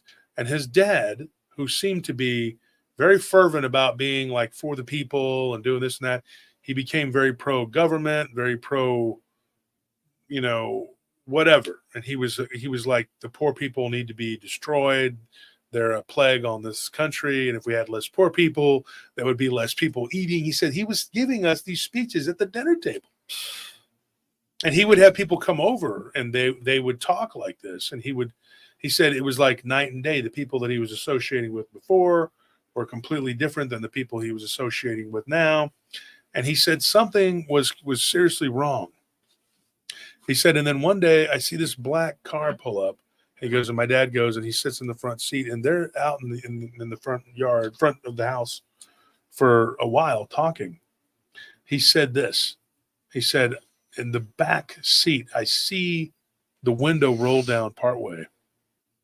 He goes, and I see this cigar ash, like, He said, and I'm telling you, I saw a hand that was gray, and it was scaly. Wow. He goes, and then he goes, I'm a little kid. He goes, and my eyes got big. I'm like, what am I seeing? What am I looking at here? And he's like, and him and his little brother were out in the front yard with a couple of their friends. And so he's like, instinctively, we all just started staring. So the window rolled back up. The tent was real dark. He said, my dad gets out, and my dad walks past us doing this emotionless thing he was doing. He's like, my mother was beginning to be having a nervous breakdown. She could not handle this situation. And one day he goes, I hear my mother just making these gurgling noises, like something's going on. And there was like this yelling and arguing. He goes, and I tried to ignore it. But then one day it got so bad, I heard this noise. And I walk in there, and my dad is on top of my mother with one hand, just holding her down, choking her. And he's like, and she was going unconscious. He says, so I grabbed a bat. And he goes, and I smacked my dad on the back with it, and it didn't do anything. It just broke. And I hit him so hard. He said, then he turns around and he like picks me up with one arm and like throws me across the room. Then he grabs a bunch of his clothes and his stuff, and then he goes, and the car picks him up, and he leaves. He's like, I didn't see my dad again for about 2 months.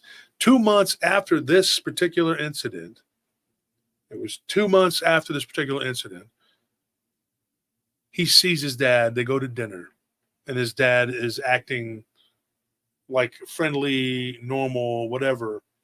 And he was like, his dad was back to his old self. And his dad acted when he would talk to, when him and his dad went out to go into the park and kick the ball around. He said when he was sitting on the bench with his dad, they were taking a break. He looked and he didn't see the thing on his black neck. dot. It's gone, yeah.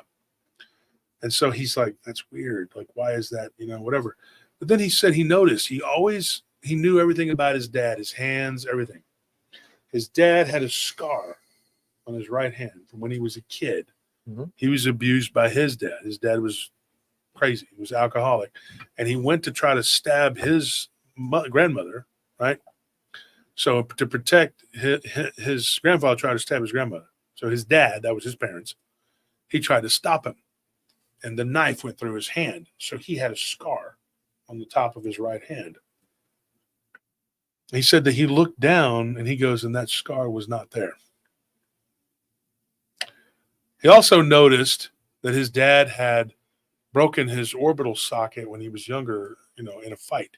Because his dad grew up in the ghetto, And his dad had a little bit of his eye was kind of down on one side. He said it looked normal.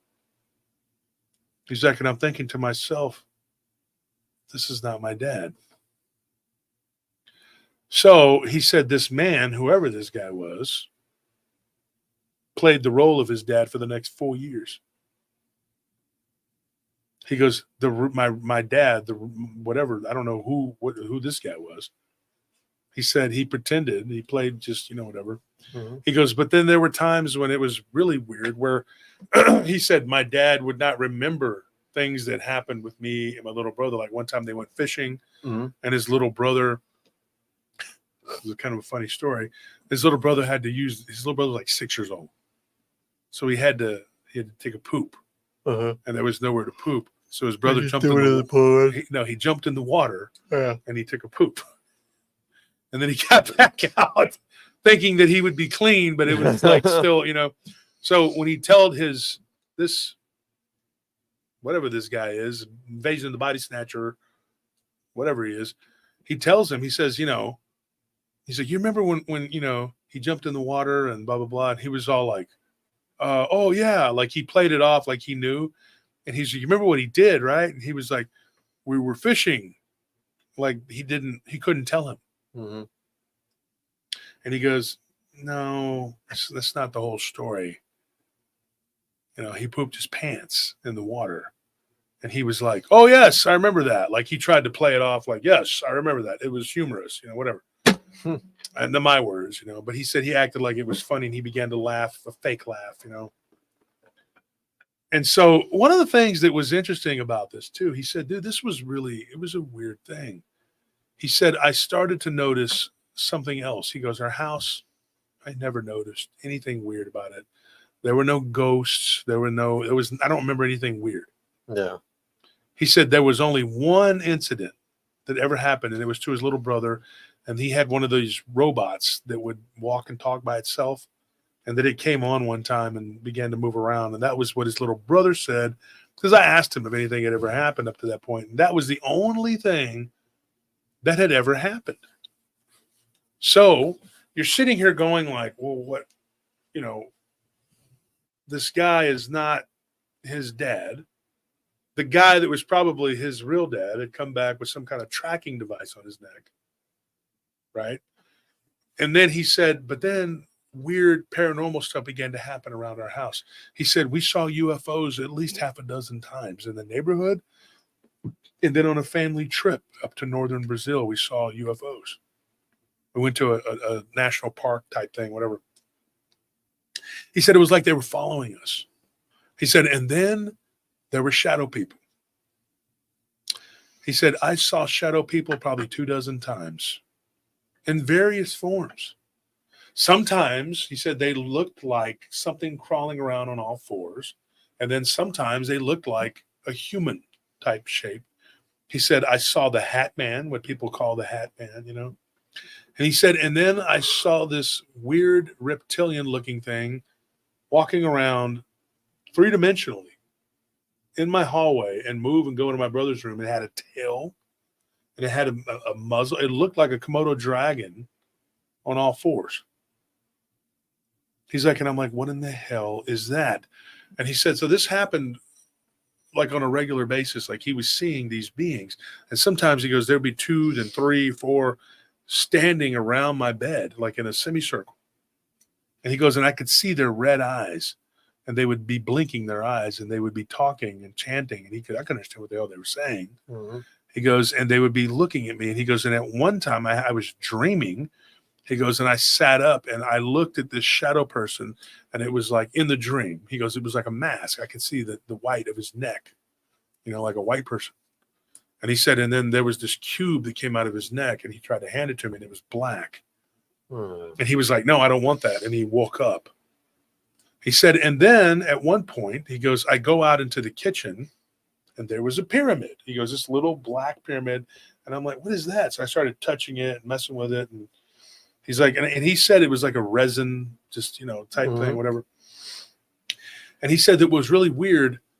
Like it folded, it just kind of transformed, like, and then it popped out the bottom of it. And in the bottom of it, it opened up and there was this black cube.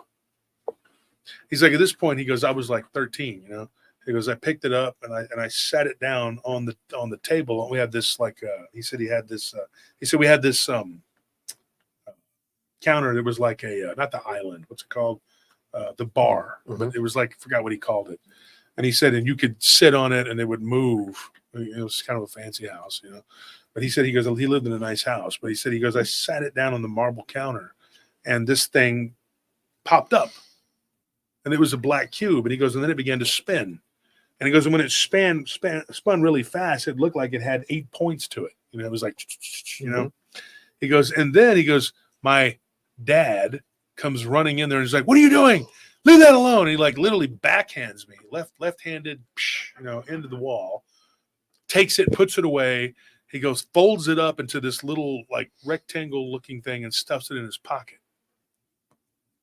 Then he goes and grabs his briefcase, which is always locked. It can never, because he's trying to get into it, and leaves. So he says, this is weird. And this goes on for like 4 years, right? From the time he was 11 until he was 15. At the age of 15, his dad has a car wreck. And then he dies. And then he never sees him again. Until he's 31 years old. And then get this. This is really weird. He's halfway across the country. He's in another city. And he's in this small villa. And he's working as a photographer for a magazine down in Brazil, right? Or like whatever. And so he says he's walking by this coffee shop. He goes, and I hear somebody say my name. And his name starts with an F. We'll just say that. We'll call him Frankie. Somebody says, Frankie, psst, hey. And he goes, he turns and he looks, and he's like, dude. And it was like, I nearly fainted. I nearly collapsed. He goes, there, right there in that coffee shop was my dad with a black, collar upturned, cloak type, wearing an overcoat. Mm-hmm. And he's like, Frankie, come here, Frankie. And he's like, it's my dad. He's like, so I walk up to my dad and I'm like, holy crap, like, what the hell? He's like, you died. And he was like, I'm thinking, what does he have? A twin? Is this my real dad, or is this that clone? He started calling the other one a clone. And he said, what's going on? Like, where have you been? Like, what is this? And he says, look, man, he goes, I don't have a lot of time. He's like, but I've been following you for the last couple of weeks. He goes, and I need to give you this. And he says he gave him a manila envelope. The problem with the information that he gave him was that it was in 3 different languages. The first language was Russian. Fine, right? Get it. The second language was German. But the third language was some sort of weird looking, like, you know how the way he described it was like, you know how an alarm clock, those old digital alarm clocks, the way that the little, they have like for 0, you have like a line on the bottom, line on the top, and line. Yeah, like the digits are all. The digits set are all with like these. Yeah, but they were weird in some sort of weird whatever. And he says, look, you're going to have to get this translated. I don't have time to tell you everything. He says, but I will see you again. And he says, now go. And he's sitting there wearing sunglasses, and he put them back on, and he just sat there drinking his coffee. He goes, when you leave, he's like, go next door. There was a flower shop. He goes, go in there next door. There's a place with cookies and flowers. Go in there and buy some cookies and act like, everything's normal. And so he did. He looked around. He didn't see anybody. So he did what his dad told him. He had his coffee. He bought some cookies, and he walked out. And then he went across the street and went back to his hotel. He opens the manila folder. He looks, and he doesn't see his dad anymore. And he says, I opened up this folder, Wolf. He goes, I'm not joking. He goes, and I don't know. I can't read this shit. He goes, I was a very bad student. He admitted to me. He's like, I barely read Portuguese. I was not good. He goes, my girlfriend, she's Argentinian. He goes, I can't, or Peruvian. He goes, I can't even read. I don't speak Spanish good. And Spanish and Portuguese are similar, but they're not the same. Mm-hmm. There's a marked difference. And he says, dude, I couldn't understand what this was, whatever. He says, so my girlfriend, luckily, she knew somebody who was a linguist. But this woman, he goes, and we were getting ready to move to California. So that's when he moved to California. He held on to those documents for a couple of weeks. He gets a weird call from an unknown number, and he answers it. And it's a Brazilian number, whatever. And it's his dad. And his dad says, hey, he's like, I'm going to fly into California in about a month. He goes, and I'm going to tell you everything. He goes, in the meantime, did you get a chance to translate those documents? He says, yes, I did. He's like, and it's an incredible story. The story that he was told from those documents, this is the weird thing. Now listen to what I'm going to tell you. This is very important. There are three different things going on there. The Russian story was like this weird history, and this is why we led into it with the whole World War II thing, right? It was their version of what happened with the aliens and their interaction and what they did during the war.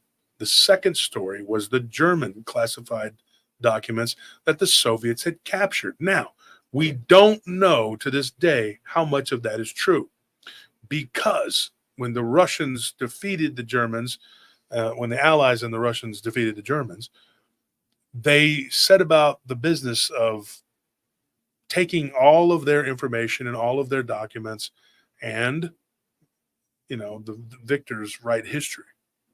So they put a lot of stuff in there that may or may not be true. I mean, some of it was just wacky, you know what I mean?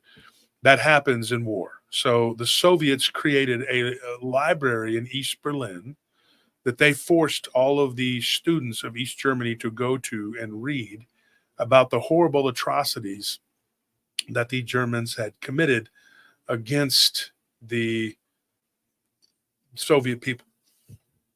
Of course, they omit everything that the Soviets did, not just to the Germans, but to the Ukrainian people, to the Latvian people, to the Lithuanian people, the Belarusian people. You get the point. They did a lot of horrible, horrible things to the Romanians, the Hungarians, the Bulgarians, the atrocities they committed in Poland, the things that they did to the Jewish people and to the Gypsies, whatever. So they did nothing wrong. The Soviets were like, we were totally blameless.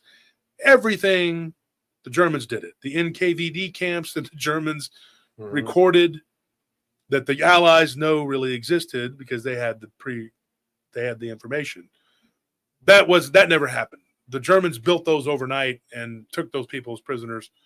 The Soviets were valiantly trying to protect these people, which is absolute bullshit, because everybody who's been in the Gulag has said, and there's a book written by a story written by a Finnish soldier that was in one of these magazines I read. I think it was Military History too. And he was talking about what they did to them in the gulags. Believe me, okay, they can whitewash it however the hell they want. Okay, and whether you think what's going on in Ukraine and Russia right now, people flip.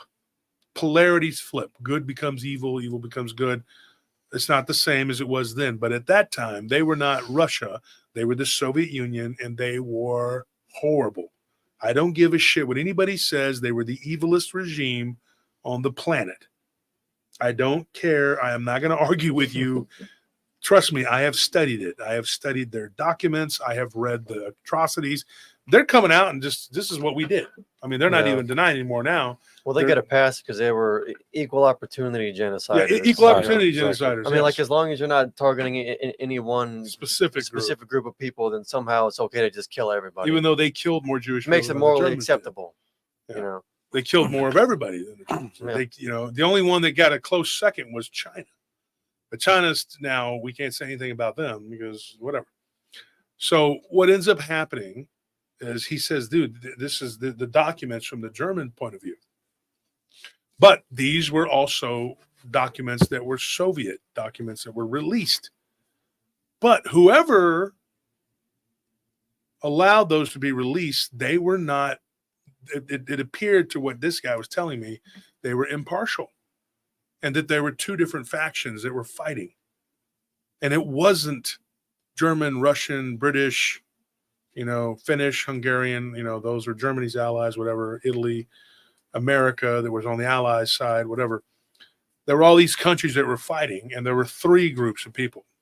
If you break it down, you had the Soviets on one side, who really they did not like the Allies at all. They armed the Germans for the first part of the war to destroy the Allies. They wanted the West to be obliterated. So did the Germans.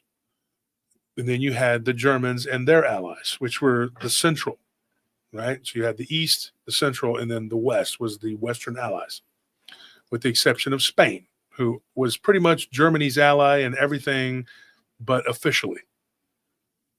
They were neutral in name only. They really did contribute quite a bit to the German cause, which is why to the day Stalin died, he was like, Franco.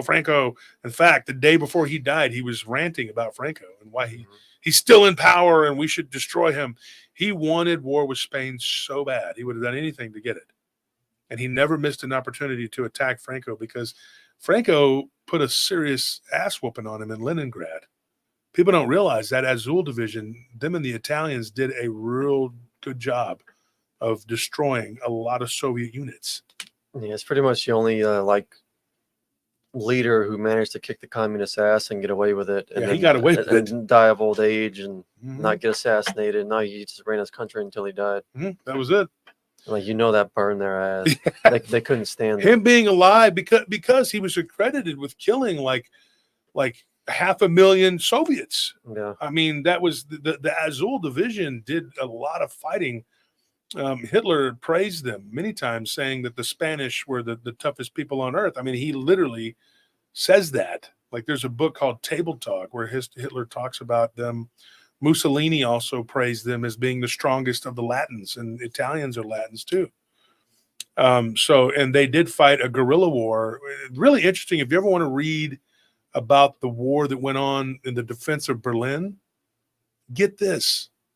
Less than 15% of the soldiers that fought and died in Berlin in the final days were actually German.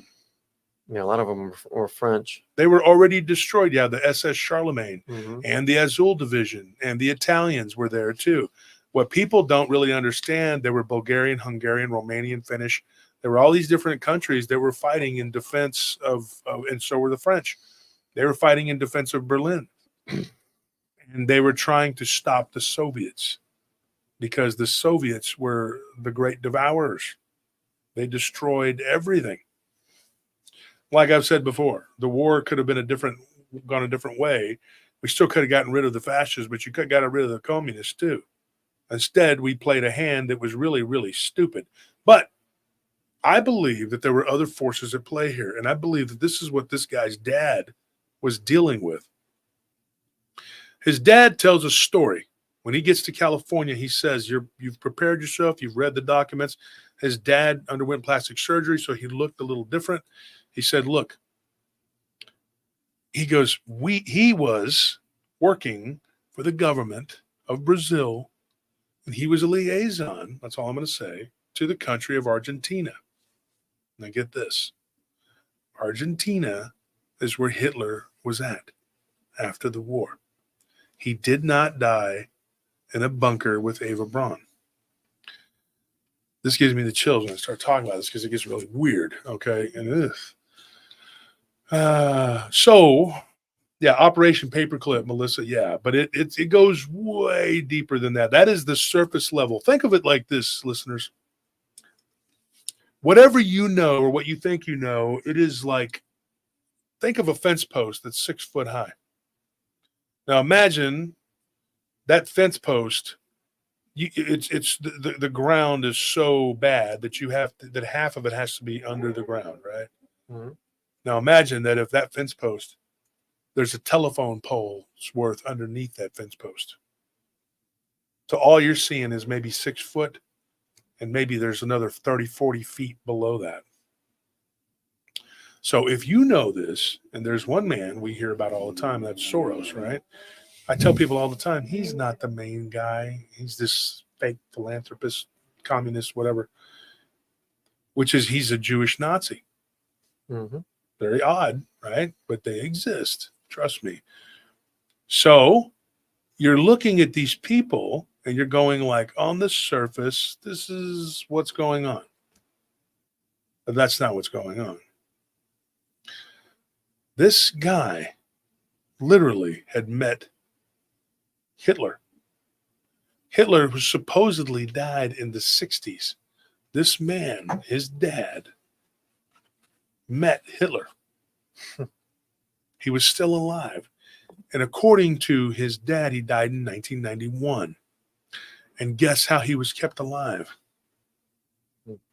Blood. Yeah. Oh, shit. Yeah. Adrenochrome. It keeps you young. And probably a healthy regime of lifting and eating healthy. And yeah, I'm joking. I don't know. But get this. It gets even weirder. He says not only was he there in this mansion that he lived in, this guarded by people, whatever. He said there were other people that were there too. World leaders that would come. Leaders from Israel. Leaders from the other side. Arab countries. Mm-hmm. People that were powerful people. Saddam Hussein. Kid you not. So this guy, I'm probably going to get killed for this. I will be unalived. Hopefully not, but who knows. So this guy, he says, dude, this is what my dad told me. He says, these people, they come and go. They don't drive there. They don't fly there. They walk through freaking portals. He's like, and Hitler was there. Hitler did a job. His job was to take money, arms, fight a war. Then when the country was in shambles, leave. And he did. He didn't fly in a plane. He didn't escape in a submarine. He literally walked through a portal and he was there. Now, do you know why Argentina would be the point of entry? Because of Perón. Mm-hmm. Yeah, they were a friendly country. Juan Perón was an ally of Germany. And the only reason he didn't go officially and send troops and everything else, because he was blockaded by the British, Australians, and the Americans. He contributed money and many other things. And in the early going, he did help with certain, material. So Perón, being friendly with them, he believes he was not really in the loop as to what was going on there at that compound. He said, though, when he was in contact with the Argentinian embassy, that they actually did take him to this compound. He didn't talk to Hitler, but he saw him walking in a garden with bodyguards. The people that were in charge of this place, they were not human. He said they looked like lizards. He says, and he goes, the last thing he remembers was them zapping him with something. And then he wakes up and he's in a whole nother part of the country. And it had been 6 years. Did not know where he was or who he was and had amnesia. He's like, and I look and he goes, I remember the year and it was such and such year. He's like, and then he's like, I wake up and I'm somewhere else, completely in another part of the country. He's like, and then I end up getting a job as a photographer because that was his dad's hobby. And amazingly, his son followed in his footsteps, not even realizing it. And he went to work in Chile. But he said the Chilean military, they use the same uniform as the Nazis, the Germans. They still do. He said, and he watched them in a military parade, and he says, all of a sudden, I started getting this weird flashback. He goes, and then I end up sitting down on my ass on this balcony, and he goes, and I'm getting this headache. He goes, and then my memory started to come back to me. He's like, and then I realized, like everything that had happened, like I started to remember. He goes, I don't remember you guys, talking about his son or whatever. He goes, but I remember being taken in a truck and dropped off. And he said that the only thing that saved him was that the wife of one of the high-ranking officials that he was friends with in Argentina stood in front of him so that they didn't kill him. And he can't remember why, but he thinks that it was because they had some kind of an affair. Mm-hmm. And she started screaming and yelling, and literally one of these military leaders, he can't remember which one it was, went up and said, hey, just let him go. He's not going to remember anything. And so they gave him some kind of shot, and then he woke up, whatever. But he said that he believed at that point they were monitoring him. So he did this. He did what any self-respecting Latino would do. And he went to a curandera. The curandera literally helped him. She gave him this solution. And get this. It was a black tar-like substance. And she said, take this and drink it. Then she gave him like this club soda stuff, and he vomited. And when he did, he said this little small bug came out of his body. This is what this guy told me. I'm not saying this is what I believe. I'm telling you this is what the guy said. And he said it was like a little metal scorpion looking thing. And it was crawling around on the table, and she took it and smashed it. She had like these gloves on and just psh.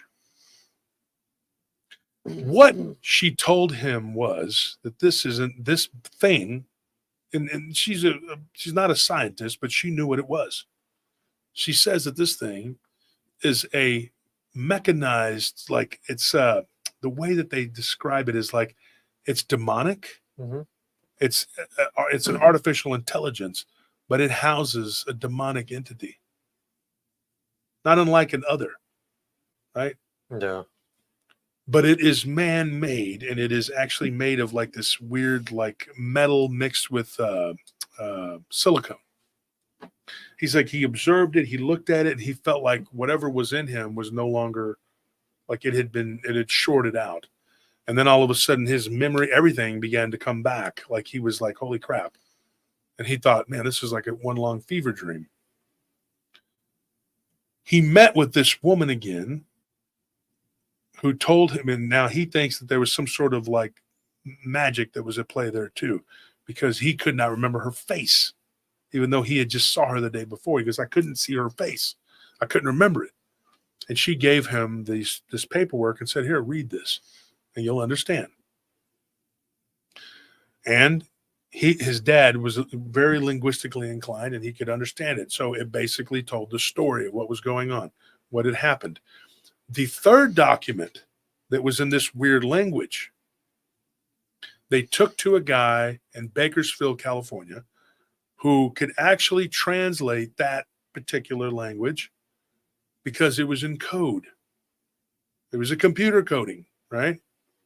He runs it through there, and it gives him like this 540-page documents in English that literally details everything from way back before World War I all the way, just the history of what these people were doing, the alien interaction, everything that they had been going through, and even the destruction of Iraq.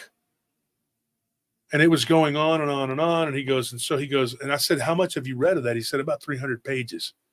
He goes, I work for a living and I'm a soccer coach and I don't have time to, to read all this. He goes, but I will send it to you. And I told him, no, thanks. So I'm officially saying on the show that I asked him not to. Okay. That's my official stance on that. I don't want to know. I mean, I do, but I don't. Now, I will say this. I will put the disclaimer on this episode, and I will say this is this man's story. Now, if anybody comes and wants to talk to me, if you happen to wear black and you try to drink Jell-O through a straw because you do whatever you do, okay? I don't know this guy personally. He's not a person in my normal everyday life. Okay, I'm just going to say that for anybody who's listening. It's a little nervous. Think about it. Whatever the man, what he says, I don't know whether I believe him or not. Okay, so if anybody wants to talk about this guy and say, hey, don't quote me. I'm just saying what the man told me. Okay, that does not make it true. This man could just be saying all kinds of stuff, right? And maybe he's heard the show and thought, this he'll believe me, so he latched on to me. That's all I'm saying. I'm just going to say that, right? All right, just going to say it, just because I want to make sure everybody understands.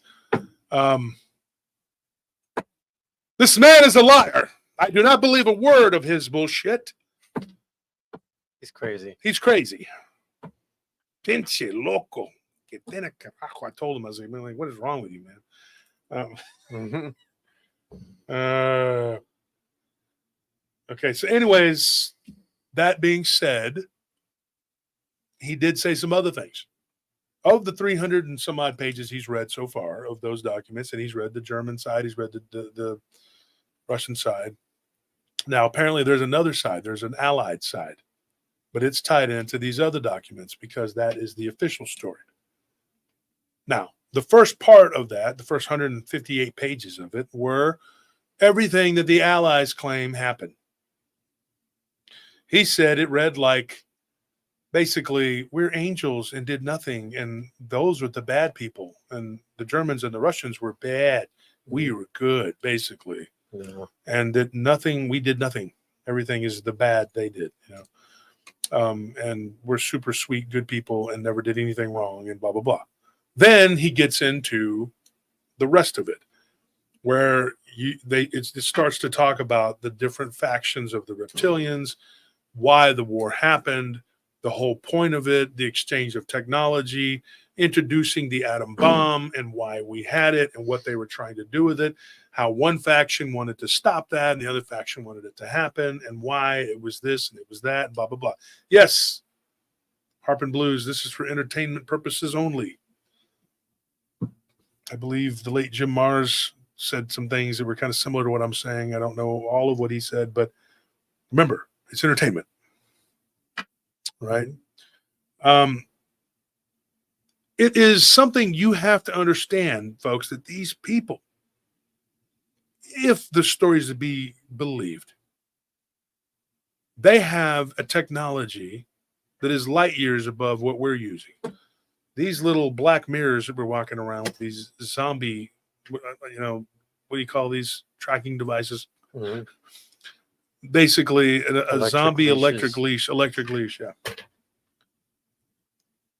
It's nothing, right? They have phones that can make them walk into another dimension. This is for real, for realsies, okay? You don't have to believe it. You can believe what you want, okay? There are people out there who actively try to they seek out and destroy people like us, people like me, because you say things that they don't understand, they will never understand, and they are NPCs. And I was going to say that yesterday, the guy that I was talking to yesterday, he has a channel, and he was doing a show on vampires. And so that's how me and him started talking. I'm not going to say anything until we began a collaboration together. He is strictly a podcaster. He's not on YouTube for certain reasons. He also said that he's real big into the whole theory of NPCs and how many there are, whatever, which was really weird because Nelly and you and I, Anthony and Tony, we had all just talked about that the day before. Mm-hmm. How there was a certain number of people who are they're just there to cause problems. Like that's all they do. They know nothing else. These people are literally, you can't even blame them. They're just programmed. They are programmed to destroy. That is their job. There's the Smiths and the Smiths' willing accomplices. They will allow emotional havoc to play in people's lives that has nothing to do with what you're trying to accomplish. And they will do and say anything because emotion that has been embedded into them drives them. And they're in every facet of your life. They could be your boss. You know what I mean? There was a woman that was telling me the other day, she was looking up something on her computer. She was on her lunch break. And she was watching PRT. And she's like, and I was looking up some information that you were giving me. When I looked it up, she's like, I turn around and my boss is standing there. He's holding a cup of coffee. And he's like, if you would stop watching PRT, that would be great. Yeah, I think that would be just great. If you would... I'm going to need you to not do that. I'm going to need you to hate Josh Turner. That would be great. If you could just not. Okay. All right. Yeah. So you got people who will sit there and literally watch and do every single thing you do because they're looking for a crack or a chink in the armor because they want to... I don't want to knock all this over. Oh. What are you looking for? My glasses. I'm needing my glasses. Stuff everywhere. Oh, thank you. Well, that's a different pair, but this will do. My eyes are kind of messing with me a little bit there. Michelle Moore says, are you referring to narcissist, parasite, loser, type bosses? Yes. And they exist. They're out there. And so this guy literally, he started, messing with her. And he said that it seemed like after she was looking up this information, he just made it his mission just to F with her. And she's like, worked there for 3 years, never had a problem. And all of a sudden this guy made it his mission. And then he was like a rabid dog trying to get her fired. And she was going to HR every day telling him, look, this guy is on my ass. Don't know why. Yeah. And he lied, and he told her that he said that she was looking it up during her working hours, but that was her lunch break. And so company rules said that she was allowed to actually do what she wanted to in her own space for that hour.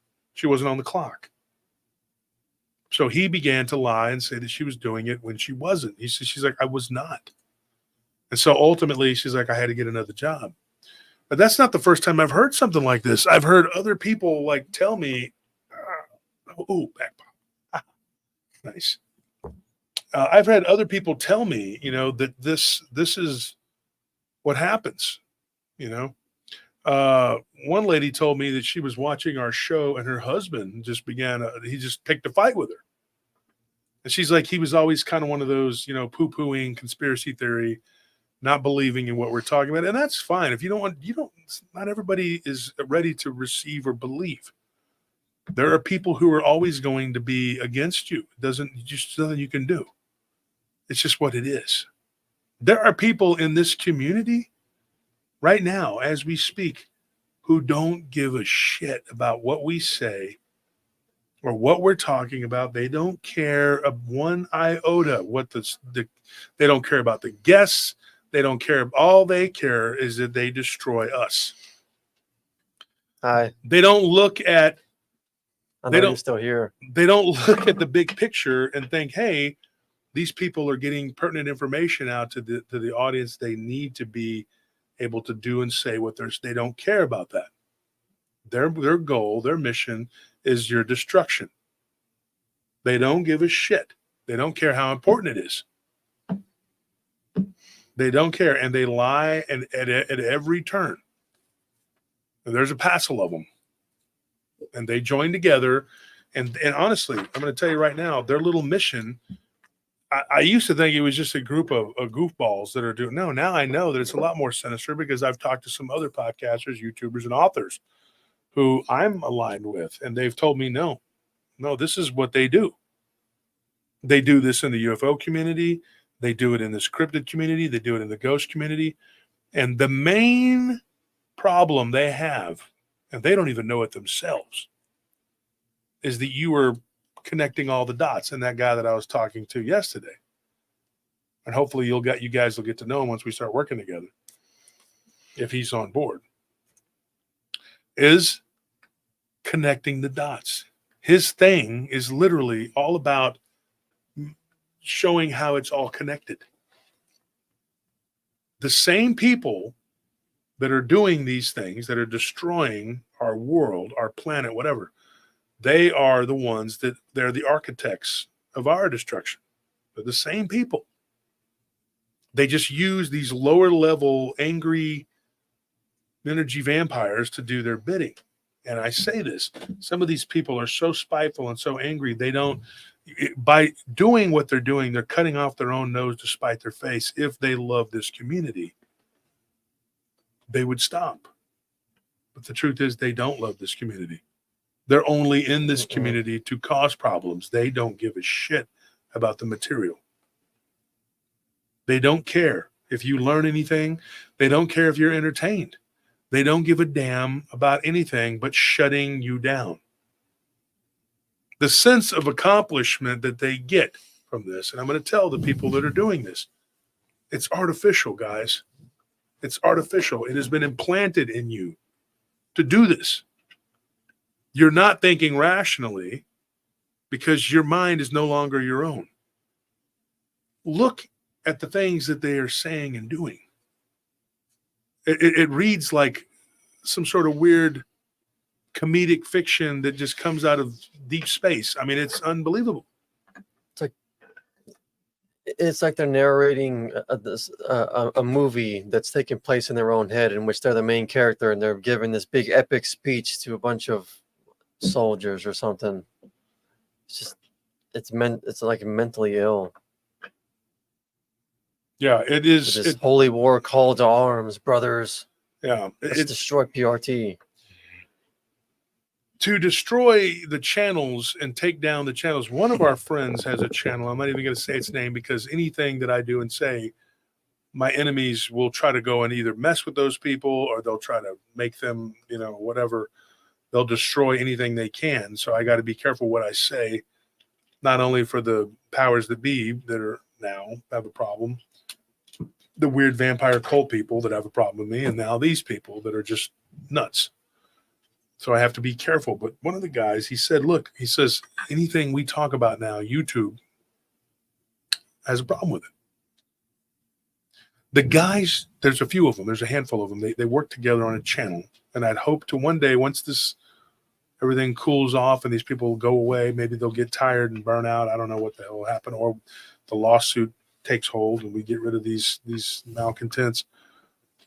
Whatever happens, which I confidently believe eventually we will be able to live our lives in peace.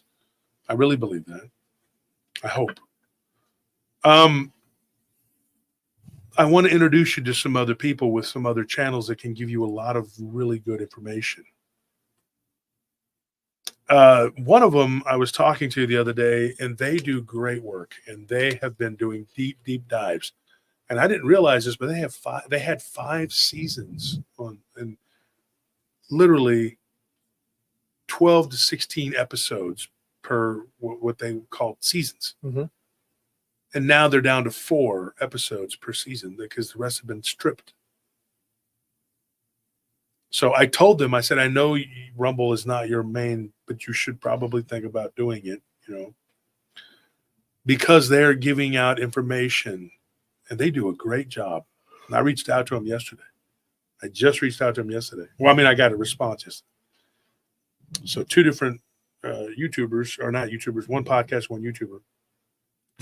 And I've been corresponding for a long time with a lot of different people in this field, and I've made a lot of connections. What these people don't understand, who are trying to take us and destroy us, is that I have been working with some of these people for 4, 5, 6 years. Some very recent. But these are truth tellers. These are people who have very, very powerful information. They do deep dives on very, very, very potent subjects. And that information, coupled with the encounters that we get, because we have become a hub for people to bring their stuff. And that is a good thing. So we can add some validity. So giving them the witnesses to add to what the stories that they are saying, hey, this place is this, and that. And they're putting all this information out there. And then you take our witnesses, bam, there it is. Right? So you have this weird spiritual warfare that's going on, that's being waged nonstop, 24/7, day and night, against us. And then you have the power that be that you're talking about and you're exposing. Then you have the NPC army, which is nothing but, hey, Ryan Edwards, how you doing, buddy? Great author right there. Smart young man right there. Mm-hmm. But, you have this NPC army they're just zombies. They don't give a shit what we're talking about. They don't care if it's true or false, who the hell says it, why they're saying it. They don't give a damn. What they're looking for is a way to destroy you. And it's all personal. Which is sad, because this is so much bigger than this personal beefs you have. The personal beefs that you guys have, at the end of the day, don't mean shit. We're all going to be slaves or worse. And you're worried about who called who a poo-poo caca head, shit stain, whatever. Nobody, why waste your time on that? That's it. That's my, I will be right back to finish what we were talking about. You guys take over just a second. I got to deal with work-related something, and I'll be right back and get something to drink. Okay.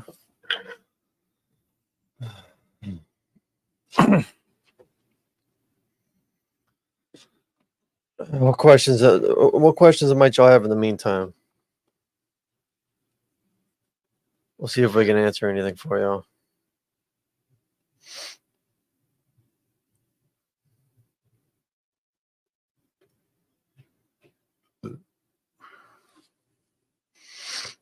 Unite the clans. Huh? Just one of the messages.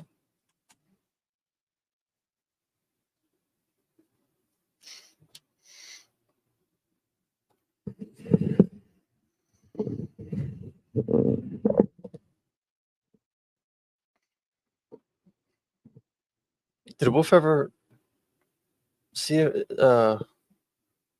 if that guy saw his dad again after that? After he gave him that envelope? I don't think he did. I wonder whatever happened to that. Whatever happened to, I'm gonna ask him whenever he gets back.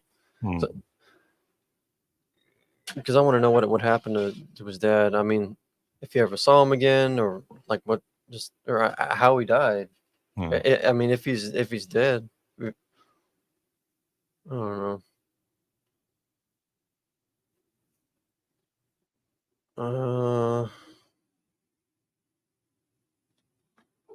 Favorite movie? I don't know.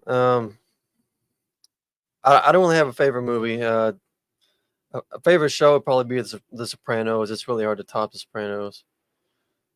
Dick Richards, or Tony, who would win in a professional slap fight, you or Anthony? He's asking you, Tony. I don't know, because I don't know what the rules of a professional slap fight are. I'm not really interested in all that. Is it just slapping back and forth? I don't know. I guess. I mean, I think eventually, I would just like palm you, and it would be too much. Mm.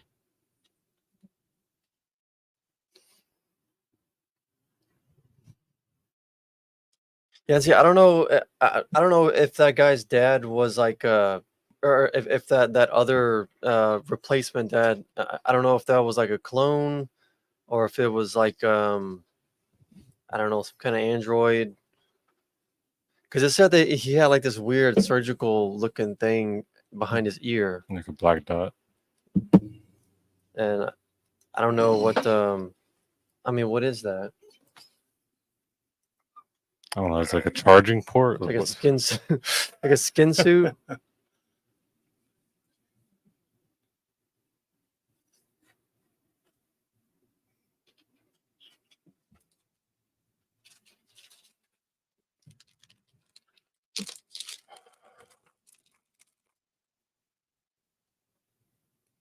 Did you ever finish what like did that guy ever see his dad again after he gave him that envelope? Mm-hmm. He ended up in California with him. No, I mean like after that. Like did he just never see him again after? His dad moved to Canada, and then from there to Alaska, and then he just kept moving. And last time he had talked to him, he lived in Alaska. We don't live there anymore. But his dad's still alive, Mhm. as far as you know. Mm-hmm. He talked about the inner Earth too, that it was real, and that a lot of this war is being fought in the inner Earth. Well, I think a lot of like especially like Yes, Wonderland, I do. It's a protein bar. Especially the warfare that's going on now in the Middle East, how it's just like nonstop. I think a lot of it, like the reasons that we're given for it are like surface level reasons that are just used to placate us. Mm. But I think a lot of it is war for like magical artifacts, like very powerful like magical artifacts and grimoires, as well as like very powerful locations in the Middle East. Like I think that because there's a reason that the first places that were raided during the Iraq invasion were museums, and it's like that over and over and over. All the museums get looted. First thing, they get looted, raided, everything's just gone. Like, why is that? It's because we want what is there. There's a war that's going on specifically for things that we're not even aware exist. Like very old esoteric books, like magical and spiritual artifacts. Like the powers that be, that's what they truly want. You know, it's not about oil or money, whatever. Like all that stuff's just a means to an end.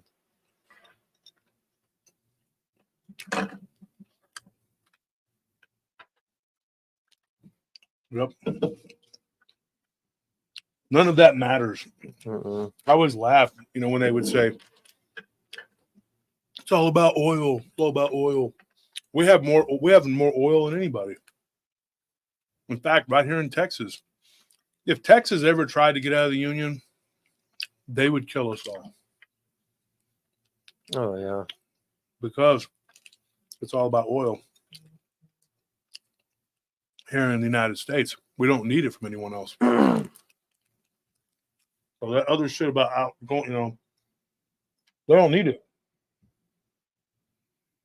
And think of it like this: the people in charge, they're very greedy and self-centered. They're not going to be alive when all the oil is supposedly used up. And in the Middle East. Nobody's ever thought of that. Mm-hmm. So if all the oil is used up in the Middle East and is gone, back in the 80s, they were saying, oh, we're going to use up all of theirs first. But that's going to take, what, 200-300 years? Yeah. Sorry about the chewing. I'm sorry, folks. That's why I was trying to, but I felt like I had to say something. So why the hell would they do that? Because the people in charge don't give a shit. Unless there's something that we don't know. Unless there is a bigger picture. Unless there are beings that can play the long game, and 200 or 300 years ain't nothing to them. Right? Well, I mean, because if they're not even human themselves, then I mean, like they're probably just inhabiting a vessel, but their consciousness can be transferred to something else, and it's like That's exactly like, right. Like the average person, if they die and they come back and their consciousness is living as another flesh and blood person, like that person in that life is who they are. They're not really going to remember things from their past life. But these people, I mean, like, what if they have a way to retain their consciousness throughout life after life? The Jakey says that peak oil is true. Just ask the Russians. Okay. We're nowhere near peak oil. Not here in the United States. But Russia is also supplying oil with half of Europe and Asia. Those Caucasus oil fields have been being used forever, and they were lit on fire, and half of them were burned for 20 years. I mean, and then it's still, because what is oil? Like, what is it? You know, there's been a lot of debate about what it really is.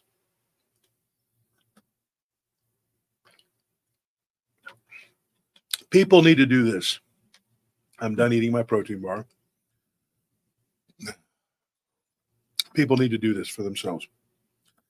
Stop looking at the media and taking what they tell you at face value. Every time you hear anything from any of these nonsensical, stupid, whatever site it is, it doesn't matter what it is. Start looking into the actual reasons. Start looking into the esoteric. Okay, like for example, the Olympics. Let's just look at that for a minute. There are people so determined to live and die in this matrix. Cooper Young, I agree with you on that.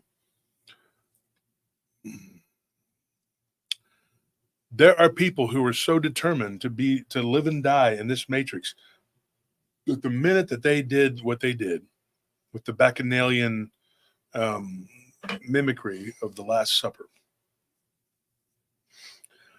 there were people, and one of my cousins included, unfortunately, took to Facebook and to Twitter and to, well, not Twitter, what's it called? X. No, same thing. They took to X and they took to, sounds like I said took X. They took to that and then they took to Instagram and they began waging their campaign of let's cover up for our masters. The Skeksis would never do this to us. No, Skeksis, they love Gelfling. No, no, never hurt you. Yeah, sure, right. And Gelflings are like, we love our lords. We'll always kiss their ass. Yeah, that's you. That's you. You're a Gelfling, aka dumbass. So the Skeksis, with their big beak faces, do what they do. They stick it right in your face. The Bacchanalia is literally two things. Bacchus. You ever heard of debauchery? That's where that comes from. It's to drink, have sex, and just live in the moment and live like there is no tomorrow.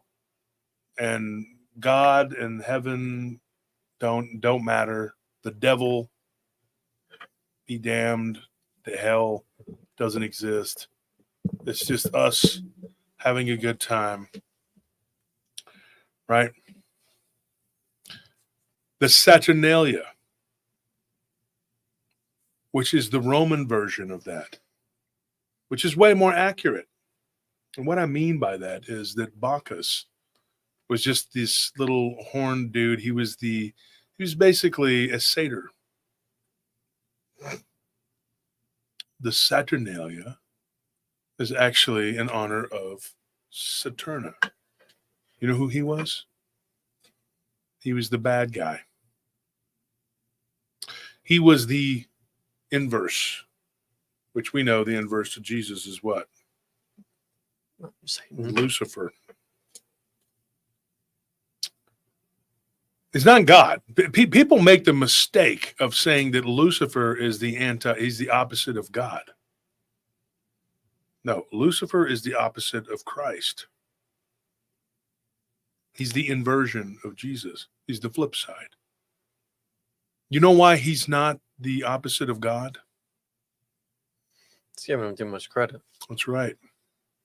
God created him as an angel. Lucifer is not anywhere near God.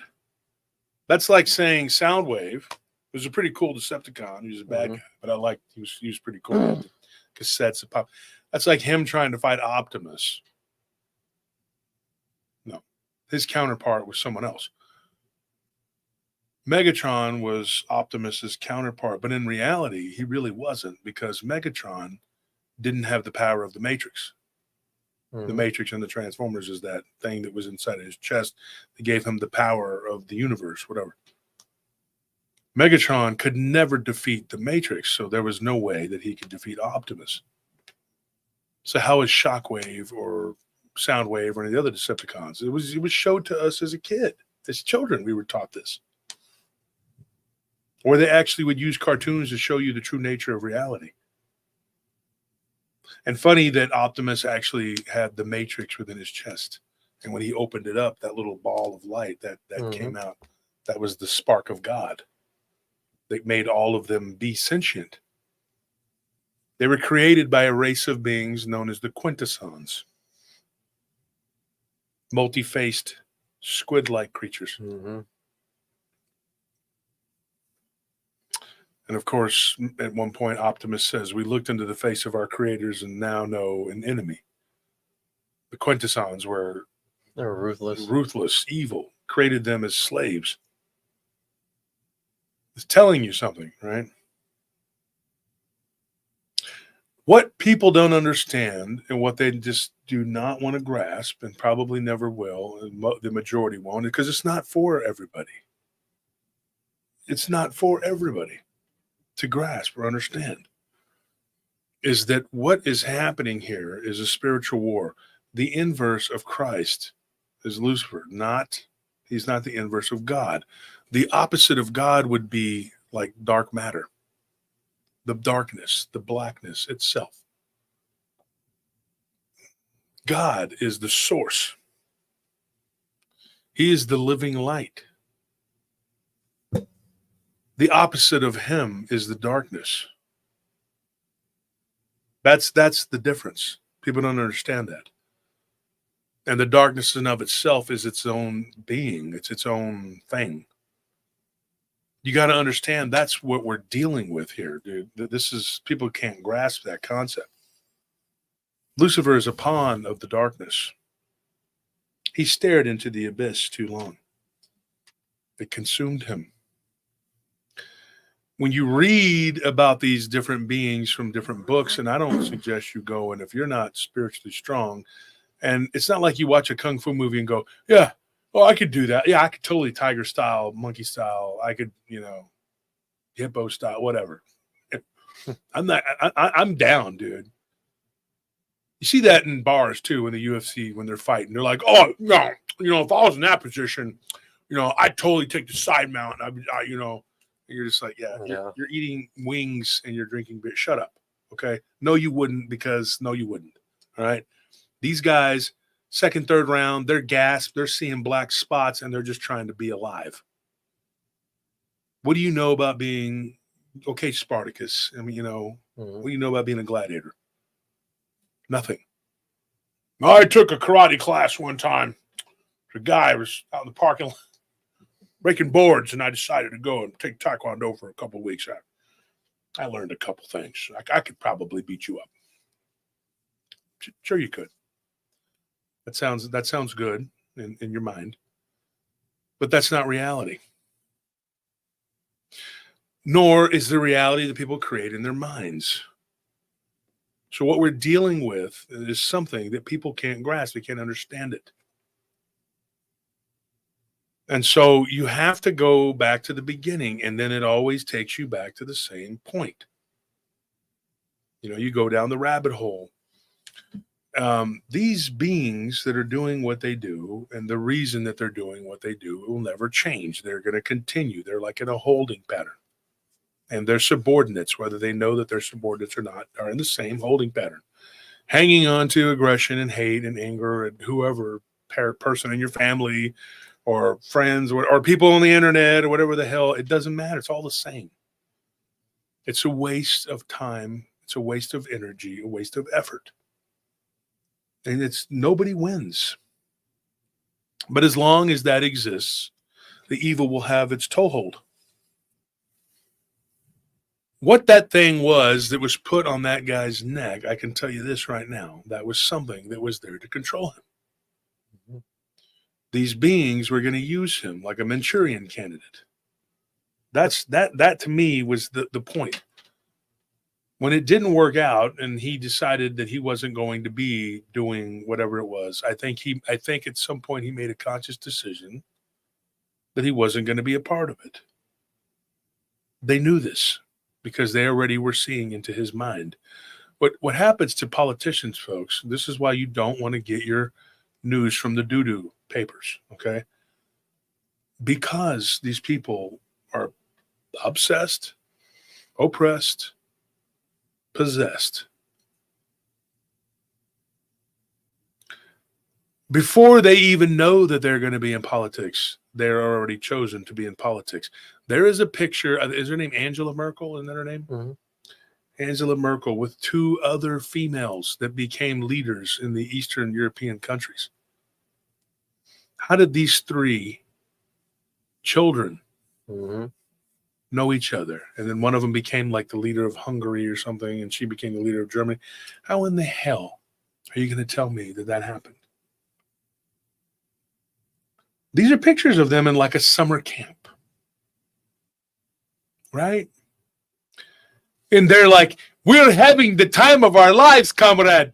Just think, one day we will all be the rulers of countries. Yay!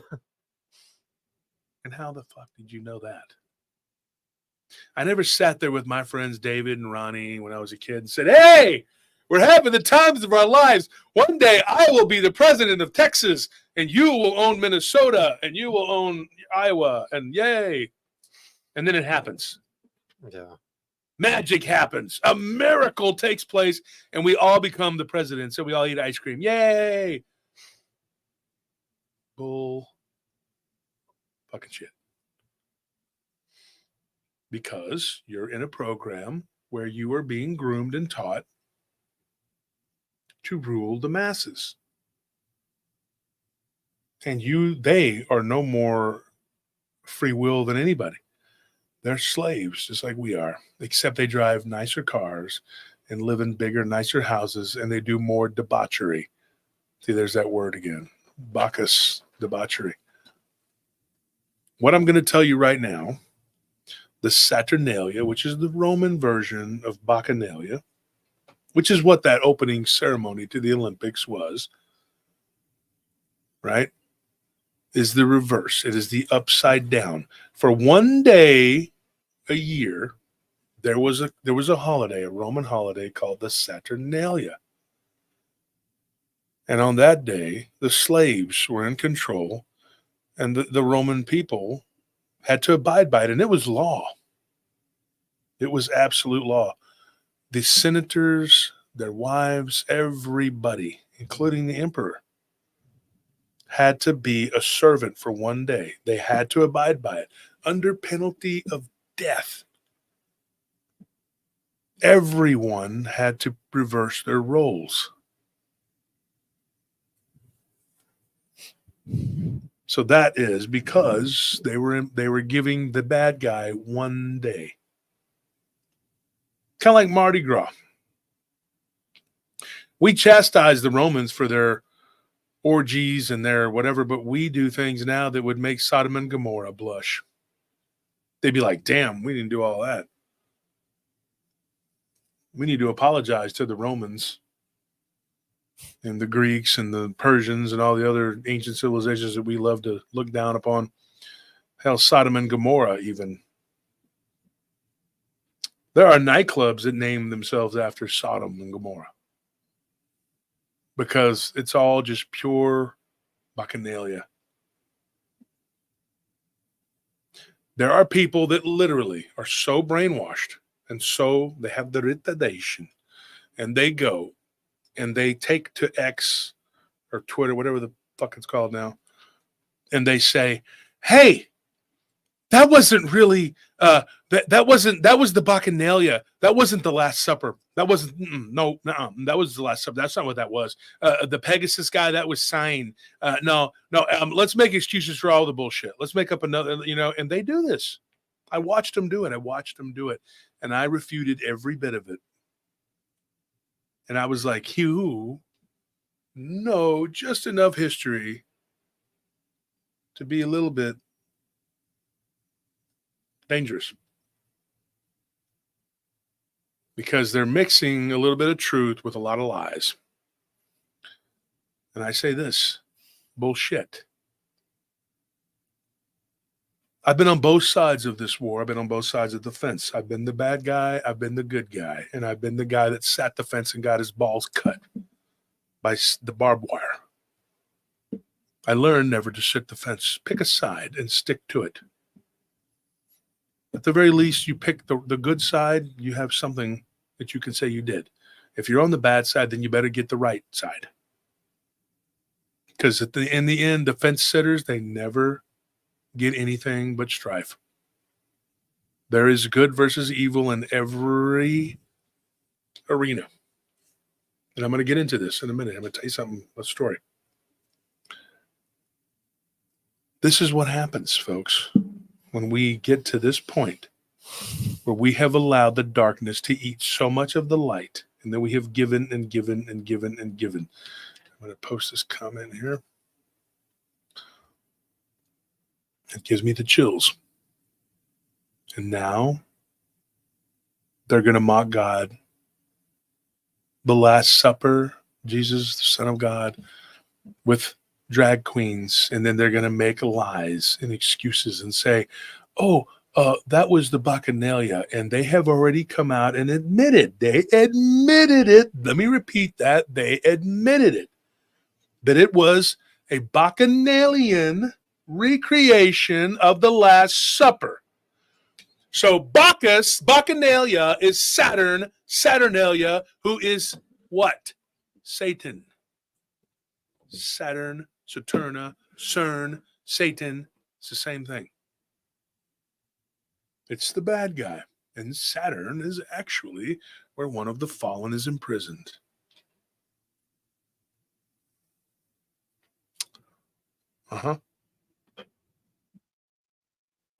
So let me ask you this, folks. If this is a Bacchanalian, which we've already deduced that that's Saturn, right? If it is a Bacchanalian recreation of the Last Supper, you tell your friends on Facebook and Twitter or whatever the fuck it's called. And then the other one, instant karma. What is it called? Instagram. Whatever the fuck there are. Let's go YouTube, whatever. I don't give a shit. Rumble. You tell them who Bacchus is and who he was. He was the Greek version of Saturn, and Saturn is Satan. So you're telling me, Mr. Olympic Committee people or Mrs. Committee, I don't know your fucking pronouns and I don't give a shit. You're telling me he, she, them, shem, whatever, that you did a satanic rendition of the Last Supper. The only thing missing was little Nas going down a stripper pole to give old Saturn a good old booty dance in his Jordans made of real human blood. It'll be there at the next. Look at that, because that's a real thing. Now, if you're one of those people who thinks that I'm this evil bad guy, whatever, I don't give a shit what you believe or whether you like me or you don't like me. I just told you the absolute unadulterated truth. We are adults here. Take it for what it is. And if you want to be on that side and believe that that is okay, I don't even feel sorry for you. I don't. And you can all take your opinions and you can fold them into a little tiny piece of paper and you can shove them into your eye or in your ass. I don't care. They literally admitted that it was a bacchanalian rendition. And they're like, oh, it was, excess and blah, blah, blah. No, it's Saturna. You hear me? Which is Satan. So the opening ceremony to the Olympics, 1,100% was satanic. And then they want to say these silly things. Oh, these poor Zoomers and these young millennials. I'm not even going to use the Southern term of bless your heart because it doesn't deserve to be blessed because you're ignorant as shit. And you're willfully ignorant. You don't try to educate yourself. Do yourself a favor, young people, and get educated. Wake the hell up. Don't be woke. You can be woke AF, and it's not doing shit for you. You need to wake the hell up. It is in your face, and you have a choice. It's good or bad. You lead, follow, or get the hell out of the way. NPCs will be getting plowed down in droves. If a war started in this country today, the bodies would be piled so high you wouldn't be able to get into the Chick-fil-A drive-thru, which is where a lot of you like to go. Because it's chicken. It's healthy. Mm-hmm. It's filled with trans fats, and it's one of the worst things you can eat. It's full of sodium, and it's some of the worst chicken. But guess what? The guy says he's a Christian. Well, I could say I'm a Cambodian Haitian immigrant, but it doesn't make it true. I don't have an ounce of Haitian or Cambodian blood in me. But if you say it enough, people will start to believe it. Because this new wonderful generation of people, you can identify as a Cambodian Haitian immigrant. Yeah, you can be transracial, whatever you want. Because it's how I feel inside. I was talking to a guy the other day in one of our job properties. Anthony was there. And the guy's like, hi, I'm Denise. And I'm like, really? Mm-hmm. I said, well, I can actually see your dick. Denise. You got something hanging out there, Denise. You're not even wearing underwear. Nice blue summer dress.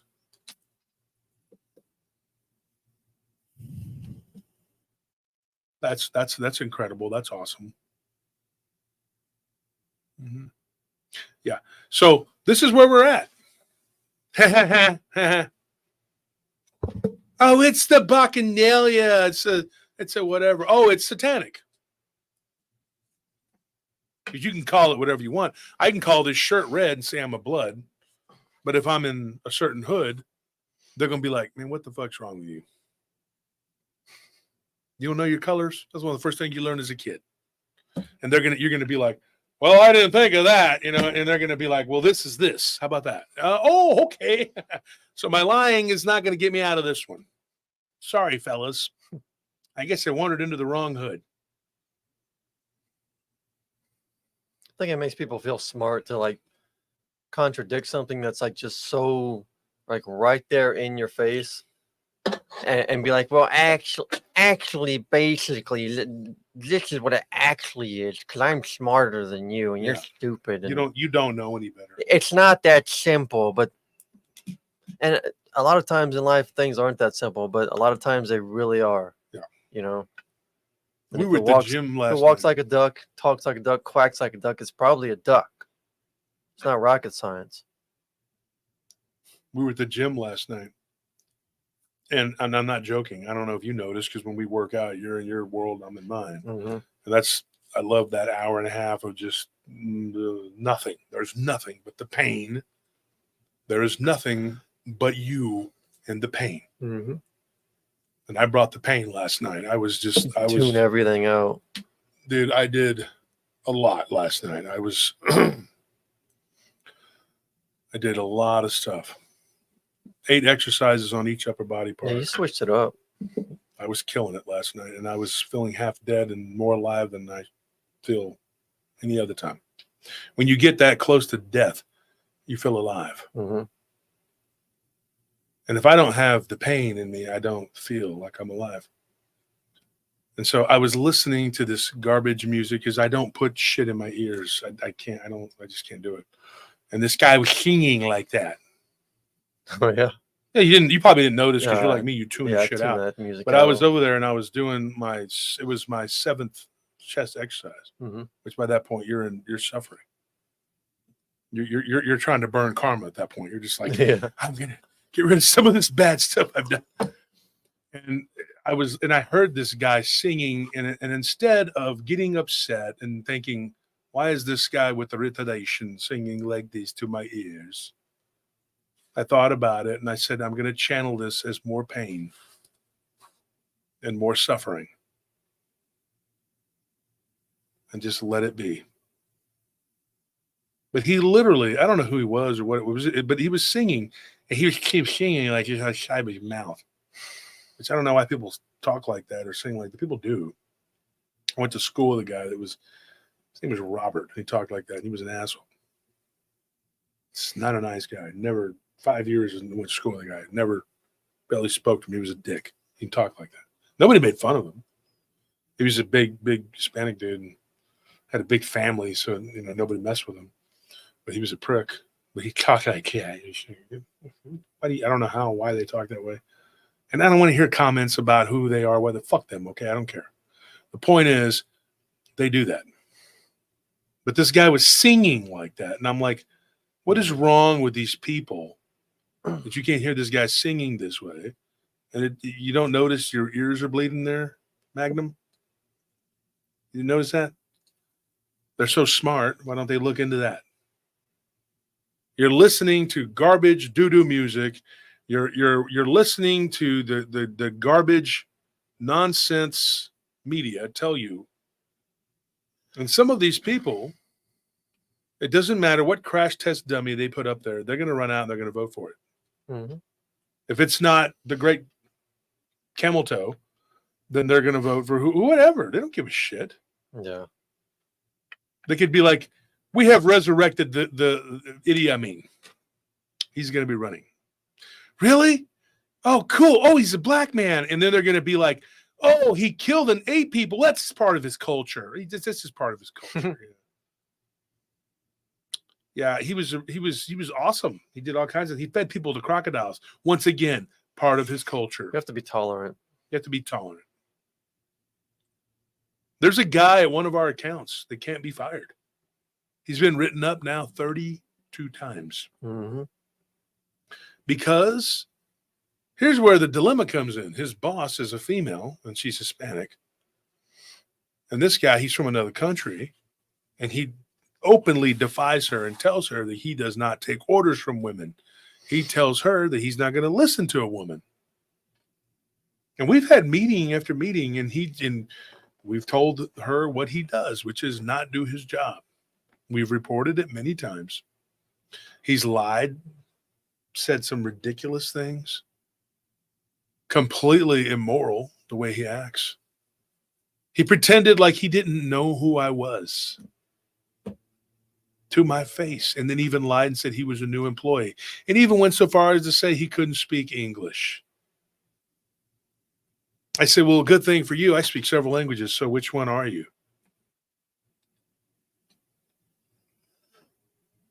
And it's an Indian dialect that I didn't know from India. So I couldn't say that I knew that one. But he even told his boss while she was talking to him that he doesn't argue with women. He doesn't answer to women. So the people from California that own these plays, they're refusing to get rid of him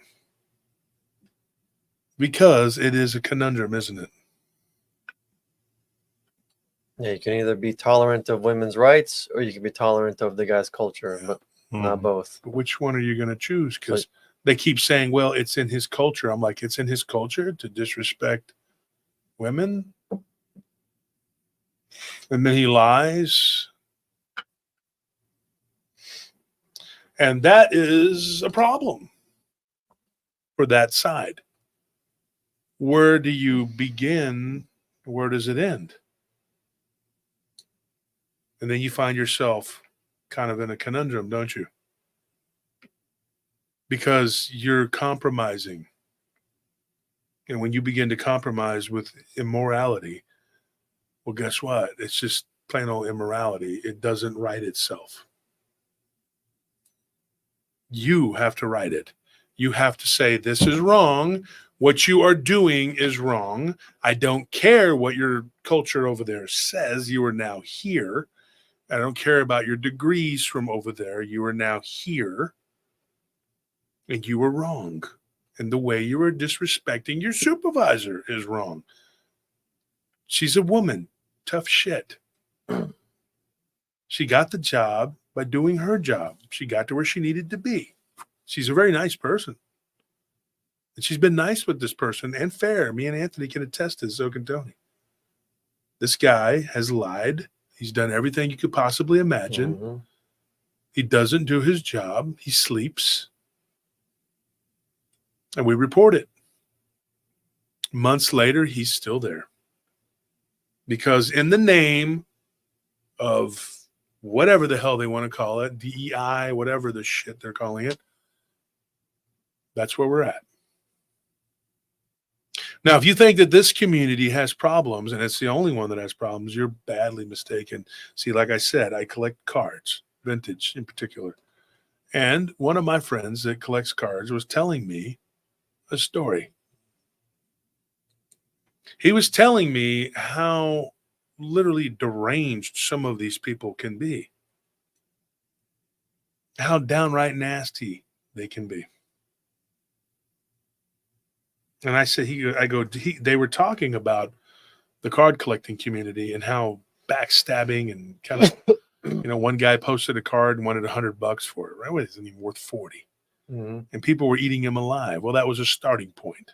I think it was a high starting point, but they began to attack this guy's character and even talked about his kids. And I'm sitting there going like, oh, your children must be proud of you. You're trying to rip people off, blah, blah, blah. And the guy's like, I thought that this card was a gold refractor. It doesn't matter what it was. Mm-hmm. But then somebody just said, dude, he made a mistake. It was a prism, not a gold refractor, two different things. And I said, dude, so what if he wants $100? Don't pay it. You could scroll through and just say, I'm not going to pay $100 for that particular. It was a CJ Stroud, quarterback from the Texans, rookie card. This is about $40, $50, Just tell them, look, you could say, hey, this card is worth about this, and I'll give you this. Now, if you looked at the Beckett, they're side by side. They're two different cards. He could have easily made a mistake. But these people were merciless. I was talking to one of my friends on there, and he says, this community is the worst. I said, you think it's the worst? I said, what about this other community? And I told him about mine and what's going on with all these people. He goes, holy shit, that sounds like the car. The car restoration community. Mm-hmm. And I said, car restoration community, I don't know anything about that. He says, my uncle and my dad, in particular my uncle, they restore cars. But they're so jealous and such backbiters that his uncle restored a car. And you know what they did? They went into his garage and they loosened up the lug nuts. so that when he drove his car, Wheel would fall off. yeah, from Texas to Colorado, he got about 15 miles up the road and the wheels fell off. Oh. Boom, broke the axle. Totally, I mean, nearly killed him. That is evil, vindictiveness. Because this guy had won 2 car shows and the runner-ups, they weren't happy about it. So instead of bringing themselves up, you know what they did? They went into this guy's garage and they nearly killed this man. This guy's a 62-year-old man. Worked hard on that car with his 2 sons, which is this guy's cousins. And they nearly died for it. Another woman said, I heard you talk on the show, you know, about dogs and all that. And she's like, we raise, not Boston Terriers, what are they called? French Bulldogs. Mm-hmm. She says, me and my husband raised French Bulldogs. This is a story. My wife could tell you this too. They killed her dog rather than see it win.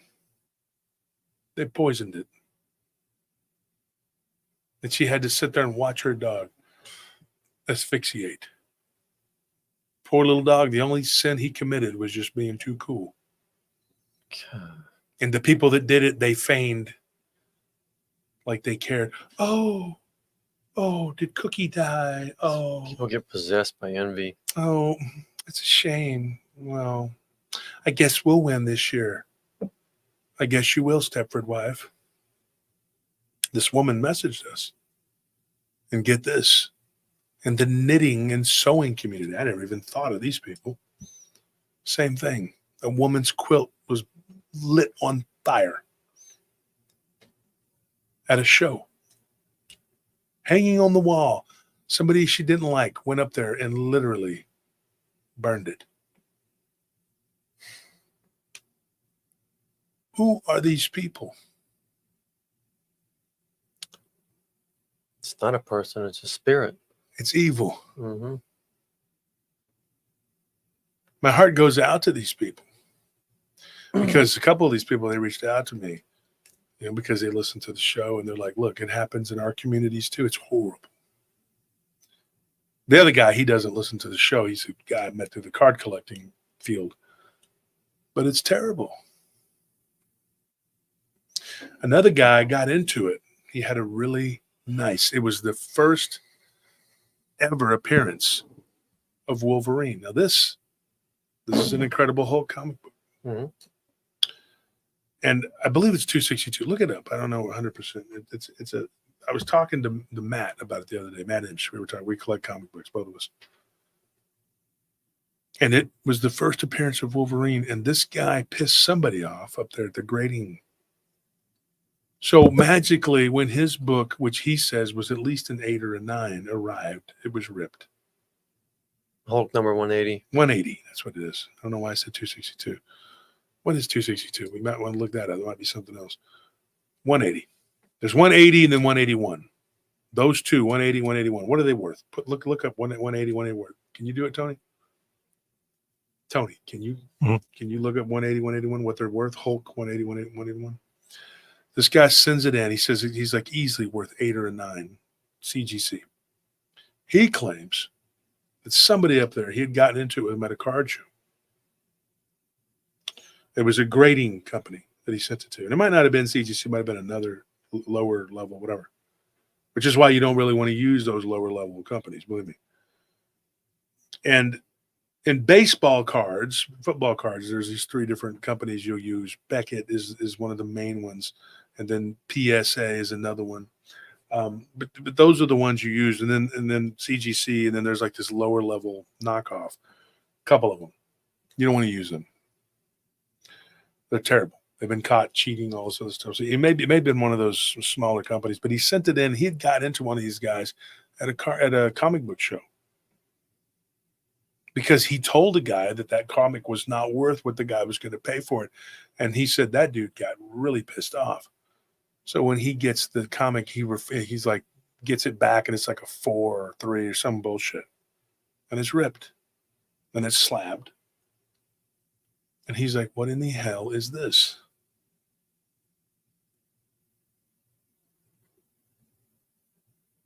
He sees a guy at the show, at another show. And he tells them, yeah, I sent it in to you guys, and it didn't. The guy was up there. They were grading the comic books. I don't know what company it was. Like I said, it's kind of like the CGC, whatever.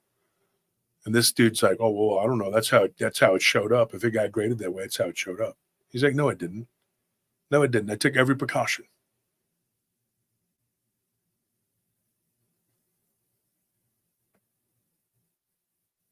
So if it's graded at like an 8, it's worth probably about like $800. Just depends on the grade. For a 180? Yeah. There's a listing for a 7 graded at 181 1060. has a 9.8 for like $39,000. $39,000. I don't know what he's talking about. 181 has the one with Wolverine. 180. No, it's 180. That's the first appearance Yeah, of no, Wolverine. it is no $800, folks. I can tell you that. It's not $800. I'll look it up right now. The closest I could see is like 8,000, 5,174. Yeah, I don't know what number you're looking at. I mean, you're looking at bids. That's what you're looking at. I mean, you can buy it at It's a Gmart Comics 9.6 for like $4. $6,500. $6,500. So yeah, you're looking at like bids because, yeah, this one right here. There's one for $1,800, a number 180, and that's at a 9. That's a 9. But there again, those are bidding. Mm-hmm. So you're looking at like big, like thousands of dollars. Mm-hmm. Guy sends it in, and somehow it gets ripped because he pissed a guy off that was doing the grading. And I told him, I said, whoever you sent it to, and it was just a quick conversation, but I said, whoever you sent it to and this was at the show we were at in San Antonio, remember? Mm-hmm. And I told him, I said, whoever you sent it to, obviously it's those people that were there or whatever. I said, then, and it's not CGC, it's like CGC, but it's somebody else. And he says, he goes, he said he'd heard of it happening with them too. I don't know. I know that at one point some counterfeits got slipped in and they got sent all over the place. So the CGC looked real bad. Yeah. So that is what you're dealing with, folks. You're dealing with evil that is infiltrated in every level and every facet of our society. So why wouldn't the government be any different? Except the government, the shadow government, whoever, is going to be much worse. They're going to be way worse because those are the people in charge. This economy, if we don't get the certain things don't change. One of the things I tried to explain to some morons the other day on Facebook, and I gave up, was that under the orange guy, we actually had a lot of subsidized housing that was being built. We, in particular, had like 8 accounts going with them. Now we have 2. Mm-hmm. It's been a slow death under Poopy Pants. And now Camel Toe will finish what Poopy Pants started. People said, well, orange guy didn't keep his promises. How are you going to keep your promises when an entire committee of people are dead set against you keeping those promises? So they can turn around and say you didn't keep your promises. But I know this because I know economics. And the economy was way better. It was a very simple thing. Send the industry to Mexico. Then they don't need to be up here. Take it away from the other people in the East. Take it away from them. Right? It's a very simple thing. It is not rocket science, as people say, rocket science. It's not hard to figure out. But now we have a president down in Mexico who will be completely hostile to Orange Man if he gets in. She is one of those fakers that we talked about. Take a look who she is. She's evil. She's rotten to the core. And she's not going to play ball. She wants to stick as many immigrants from her country into our country as possible. So not only will he have to be fighting in people in his own party, fighting people from the other party, but he's going to be fighting the global international community because they have an agenda. And regardless of what the goofballs on that side say, there is no 2025 initiative. It's a 2030 initiative.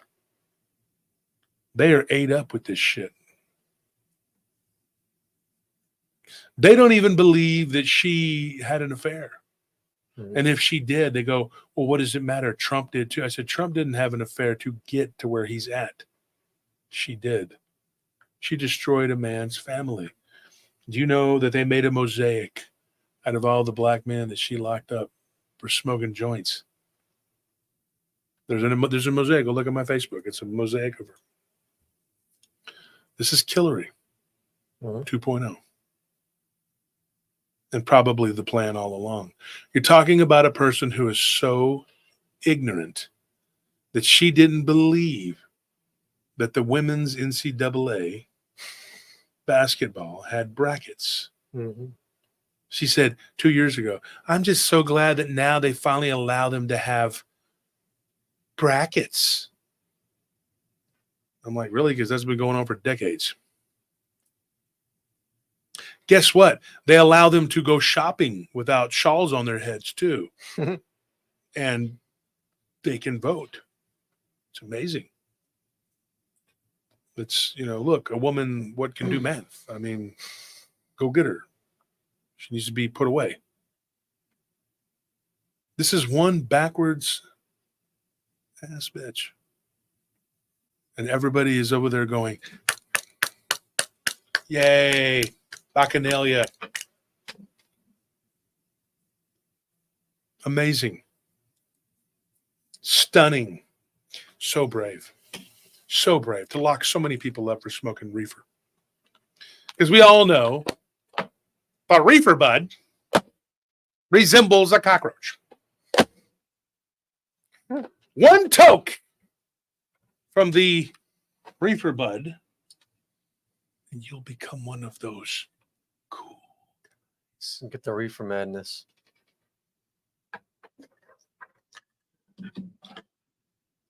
Two tokes from the reefer bud, and you will become a rapist. 3 tokes from the reefer bud, and you become a murderer. And you robbing liquor stores, and you looking for people to kill.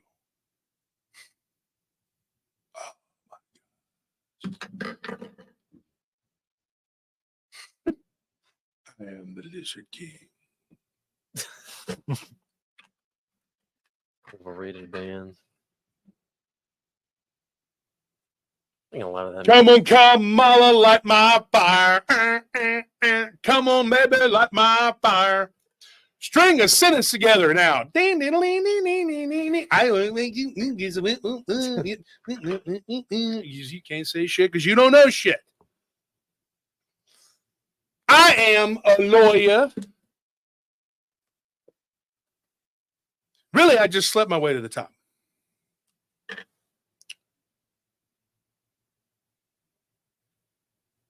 Congratulations. And they're all there, like trained seals, just clapping away. Ooh. Yay! Yay! Kamala! She's over there like, and then they're like, Holy Spirit. The devil.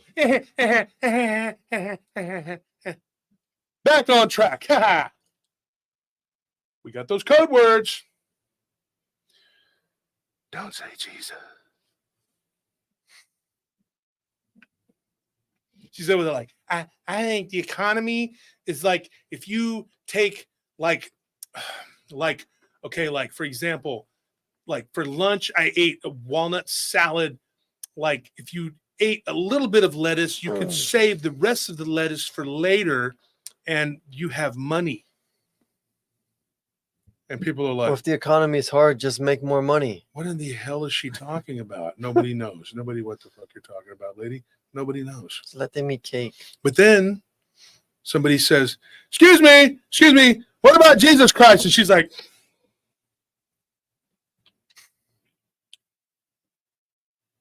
it's messed up. It's messed up, man. I'm with her. So you're on that down escalator where the not smart people go. Do I think that the orange guy is the best guy on earth? Do I think that he's some savior? Do I think that? No, I don't. Do I think that he is the best choice for what we have going on right now? Yeah, probably. And don't give me the shit about RFK either, because all he's doing is attacking Orange Man because he's helping his party. Now, if Bug Brain, and I call him Bug Brain because he had a parasite in his brain, it was encapsulated. If Bug Brain had a brain, he would, and actually gave a shit, he would be trying to stomp a mud hole in Camel Toe's ass and get nominated. But instead, they're doing this bullshit where they're splitting the vote and trying to take it away. And it doesn't matter anyway because they're probably going to fix it anyway. And then they tell you, well, if you're a black man, you really should be voting for her. I mean, freedom is overrated, right? I mean, if you're smoking pot, you probably should go to prison, especially if you're black. Can you imagine that? There were people getting 20-year sentences for pot. And I'm not talking about a guy that sold 1 million pounds to some Fed. I'm talking about a guy who got caught with some reefer in his car. Anybody who can sit there and just sleep like a baby at night, knowing that they lock people up for doing something that's less harmful than alcohol. Mm-hmm. Why don't you go to jail for a while? Let's play Let's Go to Jail. Let's stick your ass in jail along with all your other deviant ass constituents. Because they all should be, really, really honestly. Then they can get a phone call. Here's what would happen. Miss Harris, here's your phone. Thank you. Where is my lawyer? Well, about that. A large man, he was green and scaly, ate him. He's on the phone. Yeah, well, what, you know? And he's like, you have failed us, bitch. And now we're going to eat you and your family. You fucked up. But the devil, please listen.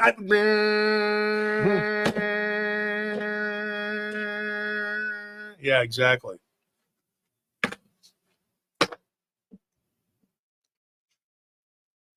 What's for lunch? The guard's like, oh, we have Jell-O, Salisbury steak, corn, mashed potatoes, and you. Good luck.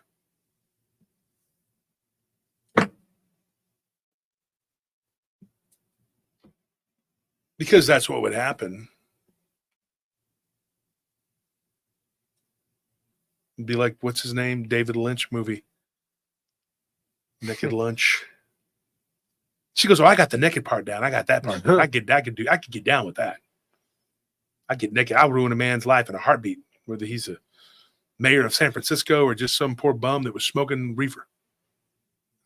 I'm the ruination of men. And the other people are like, oh, Orange Man, bad. Bacchanalia, Saturnalia.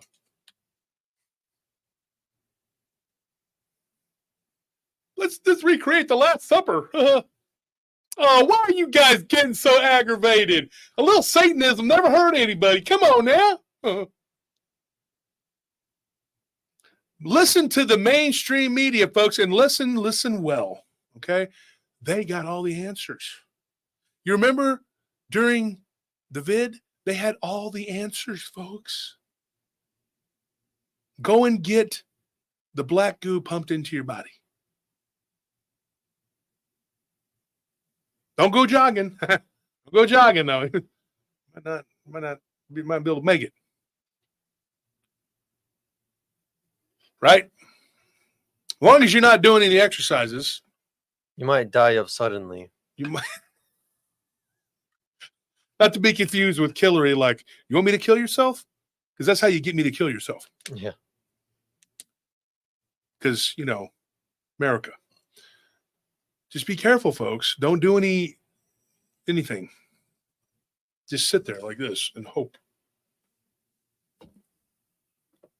Right? Build back better. What the fuck are you building back? What the hell? What were they building? 47 executive orders in 2 days? That's tyranny. They were talking about their mansions. The mansions, I guess. Build back better. And then when you question that other side, they come up with the stupidest shit I've ever seen in my life. You need to do some research. They remind me of the Geico cave people. They're like, we're still alive. Maybe you should do some research. So how the fuck are we supposed to know you were still alive? I don't know. That's up to you. You got to figure it out. It's amazing how they destroyed it so fast. It's like you gave a teenager a Maserati and they just ran it right into a brick fucking wall. Then the economy just collapsed and everybody's like, I'm paying $12 a gallon for milk and I'm having to take out a loan to fill up my car. I love Kamala in poopy pants. They have built back better. The end. I'm also taking applications to be kicked off of my Facebook if you don't agree with me. So keep that in mind. In fact, if you're listening right now and you don't like what I'm saying, go to my Facebook and please unfriend me because you're going to get a lot more fuckery coming.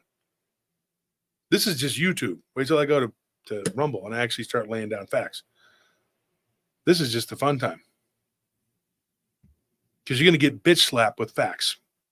Because you like to peddle in lies and tyranny.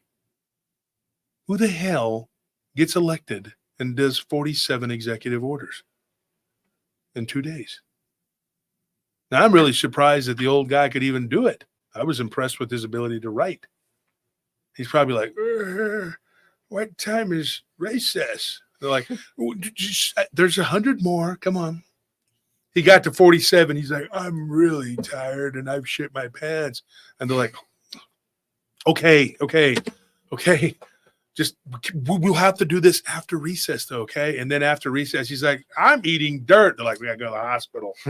Next thing you know, he's getting a colonoscopy and the dirt's coming out of, who knows. Then they had to get another clone to come in and that guy couldn't do it. And I don't know. It just keeps dropping dead and like.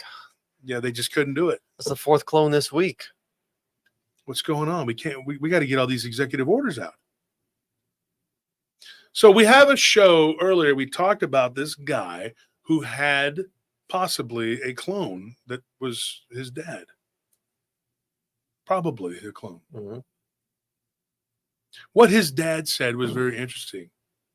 That those clones die within a few years. So the clone was out. I'm happy to be a clone. And he falls over. And then they're like, oh, shit. Put him in a car. Send him into a pole. Guess what? He died in a car wreck. You don't need an autopsy. I mean, obviously, he's wrapped around a telephone pole. That's what happens, right? He's dead. And then we don't even know whether Biden was even around. So we're like, can we see his body? They bring out some freaking guy that's like Wilt Chamberlain. There he is. There he is. Look how he's up there. He's grown about 6 inches, but that's definitely him. That's the left is like, no, that's him. He likes to wear boots. You know what? He's a fan of Kiss.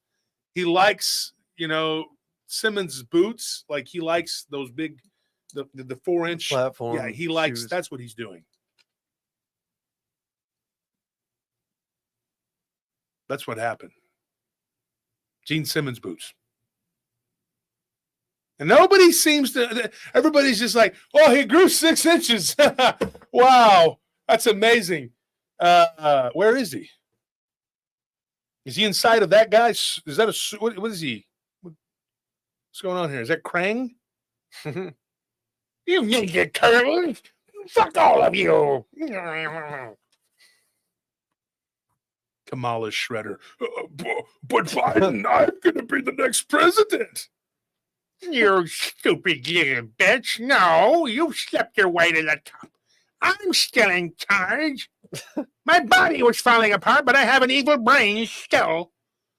Then you got Obama. Let me tell you something. Oh, let me take the dress off. Hold on. What do I give a shit? Like, oh, they could demonetize your channel. I don't give a shit. I'm not getting donations anyway. What do I give a fuck? You know what I got to say to that? Take it! Take another little piece of my brain now, baby. I don't give a fuck. Because I'm going to tell you the truth.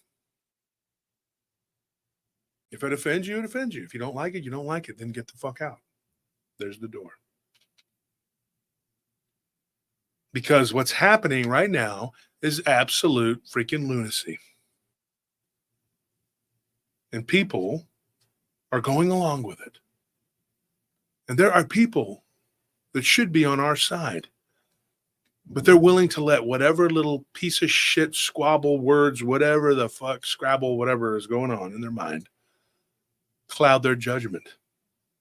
And you're not facing the enemy. You know what happens when two seals are fighting on the beach and they're not paying attention?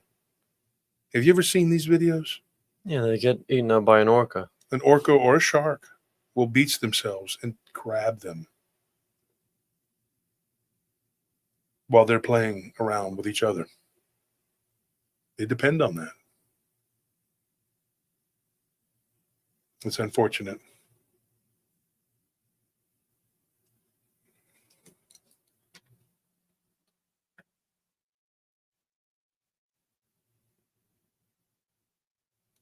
So there you have it, folks.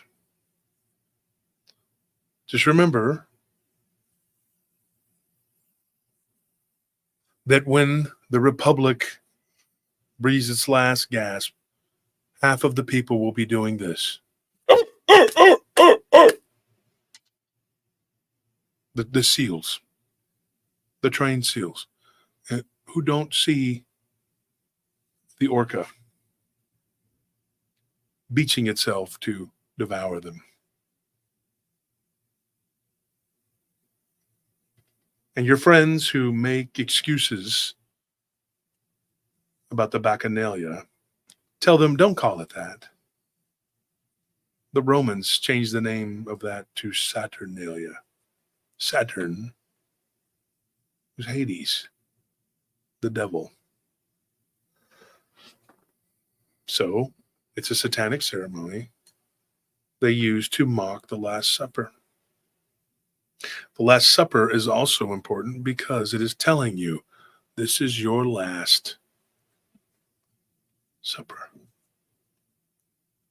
They're telling you. It's in your face. And soon, people won't be able to say what they want. You won't own anything, and you'll be happy.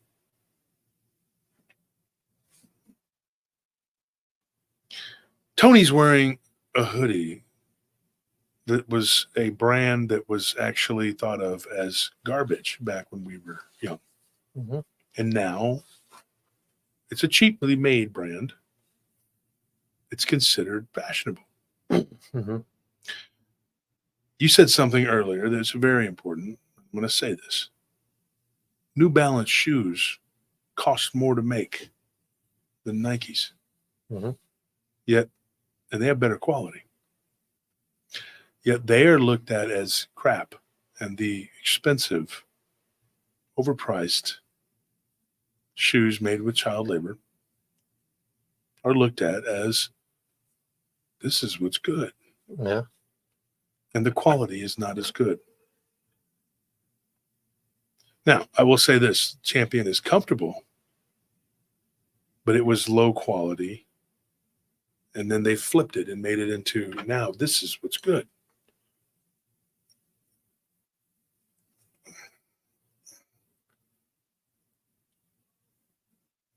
This is what they do. Until the point where we are looking into scrying mirrors and everything we do and say is being spoon-fed to us by demons. And a person that says these things like me is just, oh, just write him off. He's a lunatic. Can't you see all the people that don't like him? Go look at Reddit. There's threads about him, how bad he is. He's terrible. He fights with everybody. No, we fight with frauds and grifters. You get your ass kicked. You got your ass kicked for a reason. But you know what you do? You go on and go grift somewhere else. Instead, they go, let's build a group. Yeah, grifters are us. Let's go after this guy. Too much truth coming out of this man. He needs to stop. We need to stop him. They're like, yeah, but don't you profess to be the same religion and the same political affiliation? I don't care. I hate him. That seems evil to me. No, he's evil. We're good. We're the more gooders of the evil. Does it make any sense to you?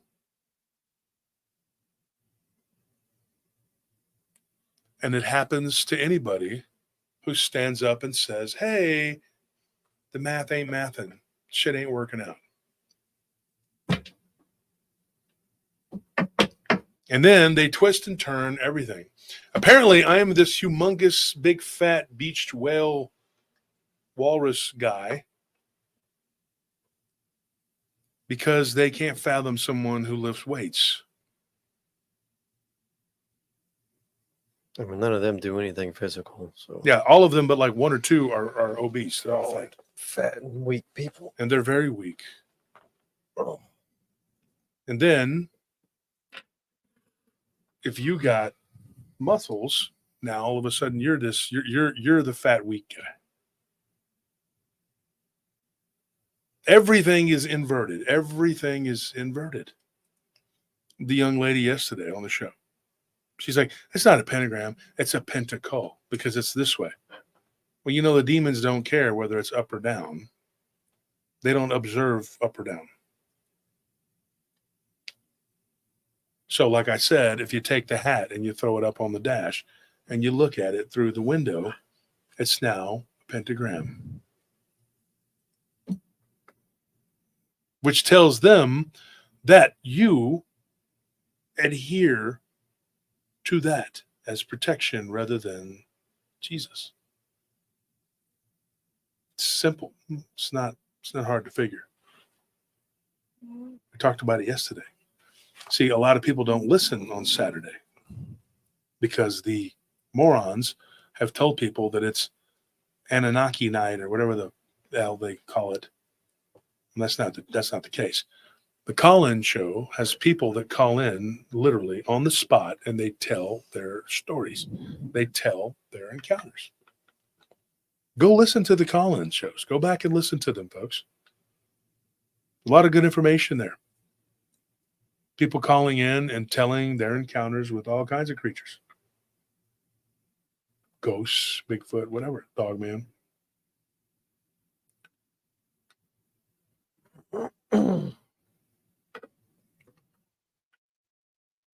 Don't let these people play you.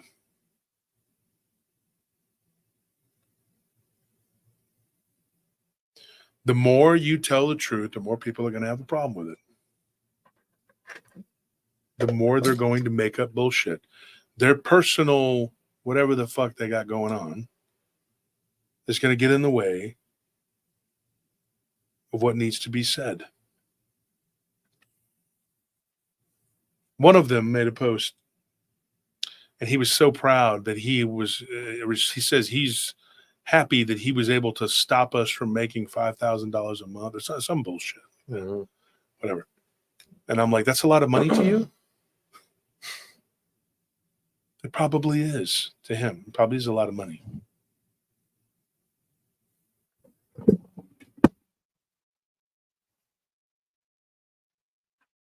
Because to me, that's not a lot of money when it comes to the truth.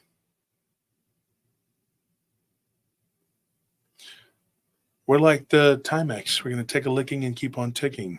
You're not going to stop us. I suggest you go and play with your roofs or whatever it is that you're doing, whatever grift you're into these days, because it's not working. One day, oh, we're going to rise above it and we're not going to send. The next day, launch an attack. The next day, we're holy. We're not going to. And the next day, launch an attack. Monotonous, tiresome, and boring. All we do is just post it in PRT News. Here it is right here. Go look. These people who profess to care, but yet someone that's telling the truth and trying to help you and stop what's coming, and they're doing everything they can to destroy you. Very Pharisaic.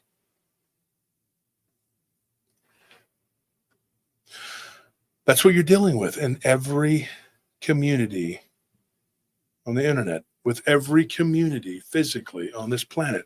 In my day-to-day world, in my physical world, not the cyberspace that we're talking about right now, I don't have these enemies. I don't have these problems. I don't have people chasing me around, trying to collect money or trying to destroy my businesses or trying to attack me. It's only happening in the cyber realm. So we talked about it yesterday. Very easily, we could just close the door. It came up again today. Just close the door. That's it. Walk away from YouTube and walk away from all these other, and just go back to our normal lives. Close the door. This guy must not have gotten the memo that we stopped taking the donations on July 14th. We're still here. We didn't need it. We're not asking for it. We're not putting anything behind a paywall. So what is your reasoning now? What excuse can you possibly come up with? Your buddy, the man that's going to slay the dude and the whatever, he hasn't stopped taking donations. He was accusing me of being Mr. Greedy man. Well, Scarecrow Hair, why don't you put your money where your mouth is? Hiding your beady eyes behind some sunshades. Why don't you do what I said and stop taking people's money? It's good enough for me and my people. Why not you? You say all the time, I don't do this for the money. Then why explode and shit diarrhea out of your mouth for 2 weeks, 3 weeks, whatever, and message everyone in the entire universe, including people who do not exist and those who have not been born yet, breaking the space-time continuum with your buddy, the roofer.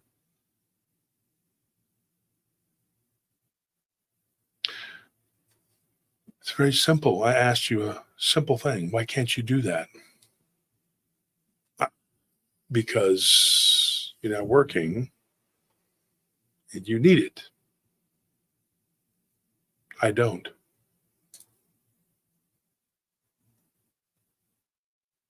It's very simple. Somebody said, yeah, give him money. You're right, Big Larry. Give him money. He'll go buy more rings. Yes, I will. Here they are right here. There's another one. I love them. Let's put on more chains. Here's another one. I like this one. It's one of my favorites. This one's white gold. This one's pretty. All of those you can't have. Yeah. Because you don't deserve it. Look at this. As a matter of fact, you deserve to be less and to be even more poor. Here's another one. This one here. You don't deserve nice things. No, not at all. This one. It's Texas. It's got diamonds. I got a bigger one of that too. Yeah. And then there's this one. Look at this big sucker. Look at that big fucker. Look at that big fucker right there. Look at that big fucker. Look at all the things we have that you don't. Don't you hate us for it? We're more gooder than Isn't you. it terrible? Aren't we the worst because we have things that you don't and never will? Remember when you were thinking about Look at how us poor living you were? high on the hog, highfalutin, thinking we're better than you. Yeah, that's what's going on right now. We visited them folks and they ate steak and potatoes. We wanted KFC. Them varmints didn't give it to us. We all know you're We're gonna watching get them rotten live. mothers. We all know you're watching live. Say They hi. straight up just drove Say past hi. them roadkill. They drove right by a dead buzzard, didn't even cook it. The heathens. Sons of bitches. The heathens. All 5 of y'all are watching this live. Horrible. How's it going? Remember, give me money. Give me money. Come on. Come on. Give me. Come on back now. You hear? Remember that? I wish it to be you. It must suck. I wouldn't know because I'm not you. Thank God every day I'm not. Because we work. See, this could be you too if you invested correctly and if you got a job and got off your lazy ass and quit wandering around in the woods playing cosplay to kill a demon or whatever the fuck it is you're looking for. And big goofball talking about my belly. Dude, have you looked in the mirror and seen what's dunlopped over your belt? Big Larry, you big fat ass. Have you looked at yourself? And Clough. Well, you have titties that would rival any woman. I thought that was him in that bacchanalia. I was like, holy shit, that's them. I thought that was them there dressed in drag. Every one of them. The liar from the LBL. The Fraulein from Germany. All of them. Chubby Cheeks, Hamster Boy. The scam artist from the Dominican Republic. All of them in one big, giant ball of shit. Trying to take us down because we have jobs. We can do math and we can read and write. What a shame. I'm proud of my roots. I'm proud of being a Southern racist. Be proud. I'm a Southerner too. Don't be angry because I can read. I believe in one of his books, Mysterious Chicanery, he talks about things being found in unusual places, like hinting that there was civilization way back. But now what? That doesn't exist? And now, get this, he's seen another Bigfoot. Go look at one of the posts he made about a picture he took of some whatever, and 3 of the listeners were like, that's a picture from another investigation. Yeah, that was a Dogman he's supposedly seen. See, unlike his friend, the liar of the LBL, my channel is not failing. We'll be at 36,400 in just a week or so. Damn, already? Yeah. They lost some subs and then their heads exploded. This vile business could end, like I said, but you don't want it to. You're liars. You're frauds.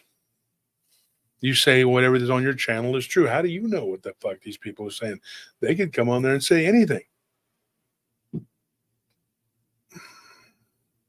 They would literally walk down the road with the devil's dick in their hand if they thought that they could defeat me somehow.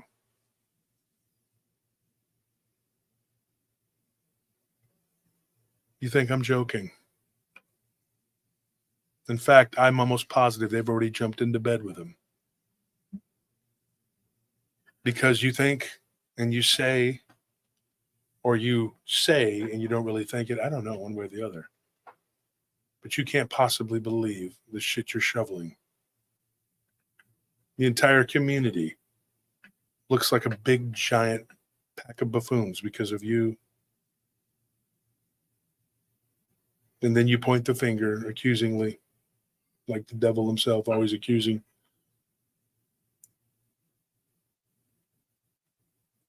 Go look at the latest nonsense that Big Larry has posted. You're a fool. Now, my wife was part of a biker gang. Yeah, so- What more could you possibly do and say against my wife? They call me the evil one, the dark one, whatever. How about the truthful one? How about the one who doesn't act like he was born and raised in a fucking shack, who shit in the corner of his house without a toilet? Because although I came from humble beginnings, I did something with myself. I didn't write boilerplate books like you do, and that's what you did. Don't get me wrong, the information in the book is awesome, but it wasn't really yours, was it? It was pointed out to me where the information came from.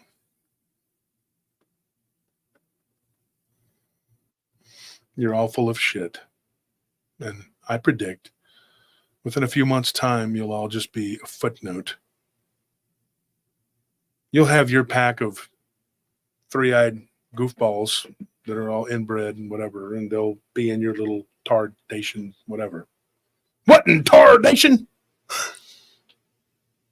They'll be there in your echo chamber of bullshit. And we'll still be doing what we do.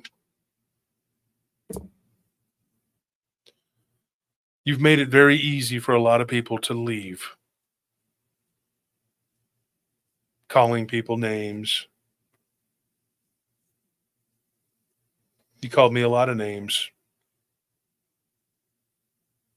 I haven't even shared all that with the class. You say, oh, there's more. You're holding back. Don't hold back. Let it all out. Give us all you got. Give me everything you got. Take your best punch. And we're still going to be here.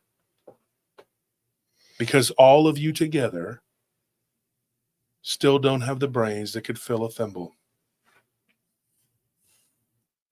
You're uneducated, unkept, uncouth, and untruthful.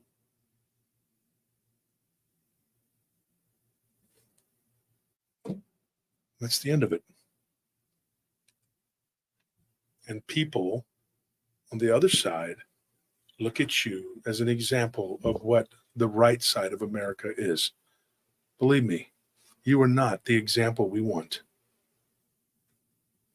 And now this man doxed us.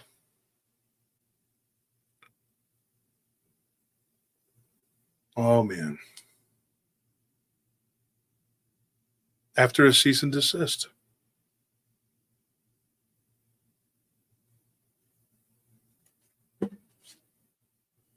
You really are one of the most ignorant human beings I've ever met in my entire life. And then you brag about how you destroyed part of our income. Sadly for you, that's not something we need. But in court, which is where we'll be headed because you just refuse to shut your big, fat, dumb mouth, you can explain to the judge how I am a werewolf and a reptilian shapeshifter. Tell him all those things. Take this video and cut it into whatever the fuck Paddington, whatever his name is, can do. The guy looked like a werewolf, right? He looked like a lizard man, right? Like he looked like, hold on, guys, titty sweat. Look, let me tell you something. The guy, he looked gay, okay? Like he probably hang out at the Iron Bull or Bear, whatever. He hang out there with the guys. I'm gonna drink this diet soda. I'm gonna drink it. Okay, like I said, he's just scary, right? Like the guy. Let me text Maddie and say some bad things. Or let me get my little friend, Arañas, the spy. People versus Josh Turner. How about morons who can't spell? Can you spell perjury? Apparently you can't. Because when you wrote my book, you sent it back to me with so many fucking grammatical errors that it took me 3 days to unfuck it. And then you want to take credit for it? Please take credit for the grammatical errors. I didn't even have the heart to send it to the editor like that.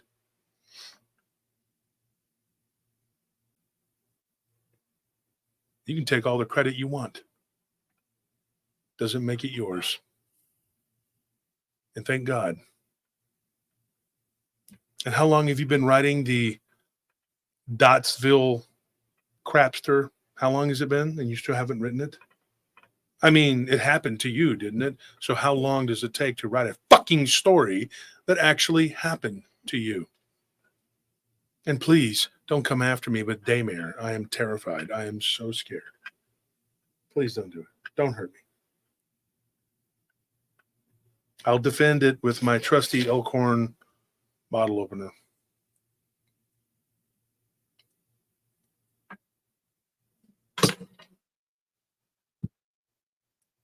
Oh, but remember, I'm going to the federal penitentiary for kidnapping a child.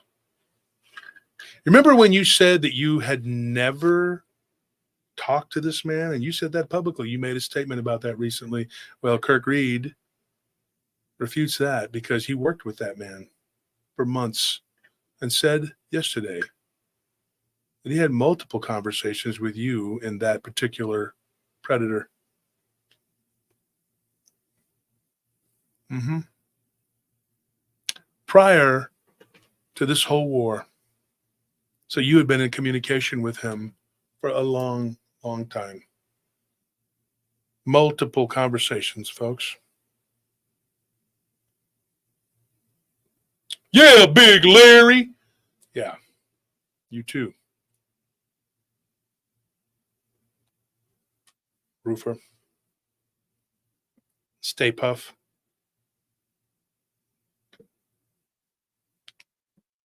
The cease and desist violators. It's going to get done.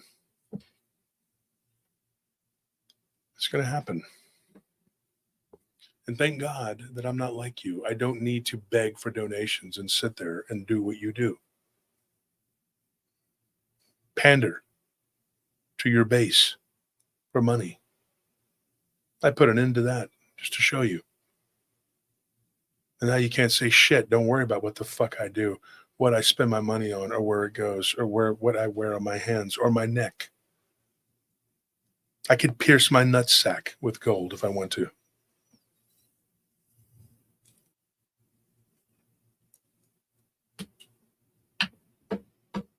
But I'm sick of you, all of you, and your lies, and your ridiculous regurgitating of each other's grievances. Get a life. That involves getting a job. Stop spewing your Bible babble, because that's what it is. You all regurgitate the same passages. I don't even think you know more than 3 or 4 each.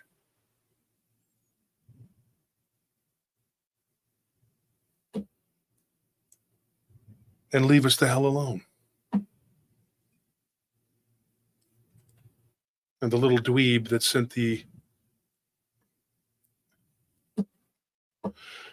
nasty messages to Madeline, I'm pretty sure I know who you are.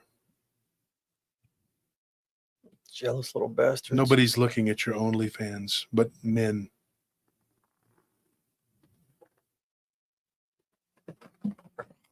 Gross, dude. You're all disgusting. And they all talk about how they used to do black magic, and we're lucky they don't now. Go ahead. One of the ones that's is extremely openly homosexual put a curse on me, supposedly. He was like, I'm going to do this. I'm going to do that. And Faddington was like, yeah, do it, man. Do it.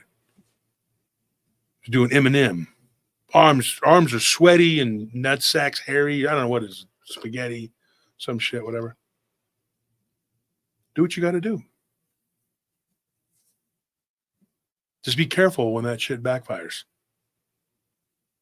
And then I'm supposedly hiding astrally in the bushes in someone's house. Is that what you said, Big Larry? You big gibbon-nosed idiot. I can't wait to hear him explain that to a judge. explain about the Anunnakis. And, Well, you know, and how you yeah. astral projected into his house so that very simple. so you committed a crime, the spiritual breaking and entering. He's a he's a satanicist. You got to understand how these people work. What he does is he changes his human skin. He uses his foreskin from his penis he pulls it over his head. See, and you know, the devil has a very large member. You know, and but he's only got 36,000 followers. I don't know how that works, but what he does, and then like the judge is like, can you get to the point? Well, you know, can I use the restroom? No, you may not. Present your case. If you ask my friend Barton, he'll tell you. Okay, we're talking to you right now. What I did was I gathered a lot of like-minded people to come together to hate this man because God told me to. Go Aggies.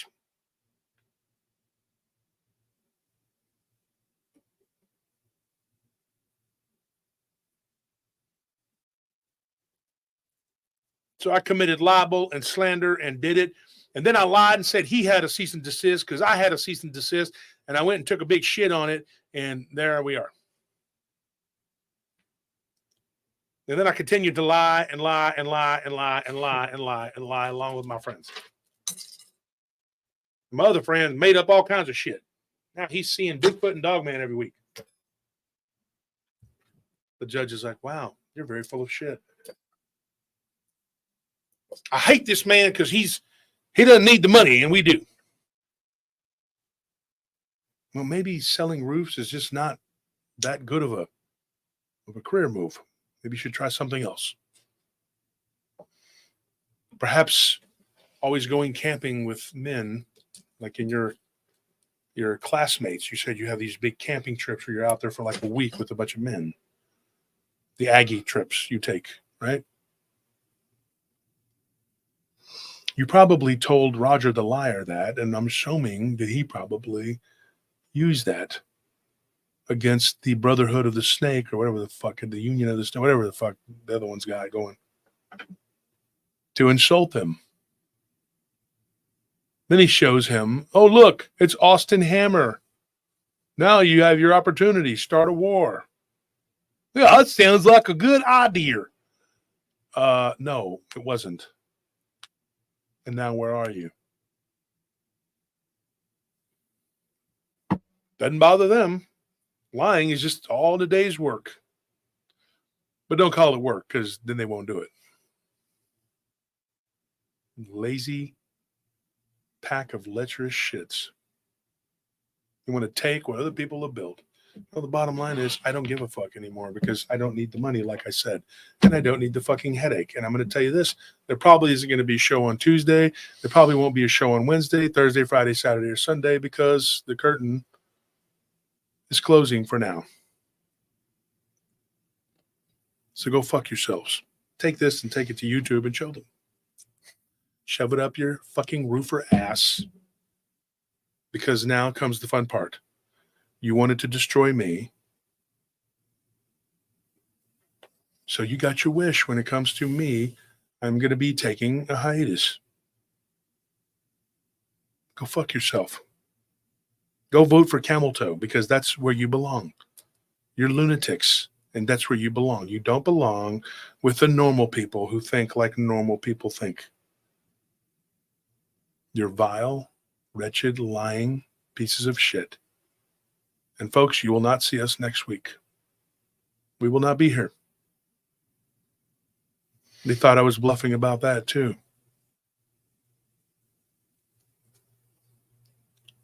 Do I know when we're coming back? No, I don't.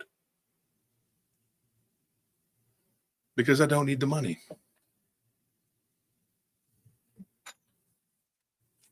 Don't need it.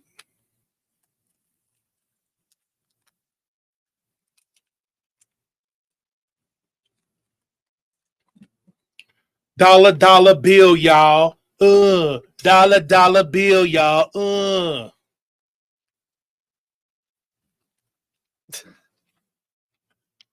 I'm Big Larry. My balls are hairy. I ain't got money. I'll suck your toes unless your name is Mary. I only do dudes out in the dark. I'm fucking my friends in the fucking park. I'm a fucking Aggie. I'm a big faggy. Big ass nose because I keep lying. I don't give a fuck even if I'm dying. That's you. And then here's Barton. Where's my sword? Where's my damn sword at? Hang on 1 second, folks. Let me get my sword. I'm fixing to kill me some devils, some Anunnakis, and I'm fixing to kill all of the dogmans in the whole of the LB fucking L. Here it is right here. I don't have the sunglasses on, but hey, let me get you something. Come get it. Come get it, dog man. I'm going to get that dog man. Woo! I'm finna kill you, dog man. The dog man is going down. He's going down, motherfucker. You think I'm joking? I ain't got these muscles. Well, he ain't got no muscles, but let's pretend he does. I ain't got these muscles from fucking around, boy. He gets his power from his long hair, like saying. I get my powers from my scraggly long hair that should be cut. Because when I'm an old fucking man, I shouldn't have the hair that looks like that. And my fat wife, Letitia. Hey, come on, Letitia. Pretend like I don't hit you. I don't give a fuck. Do the fucking dishes. She's like, why don't you work? I ain't gonna work because I'm a fucking jerk. Fuck Josh Turner.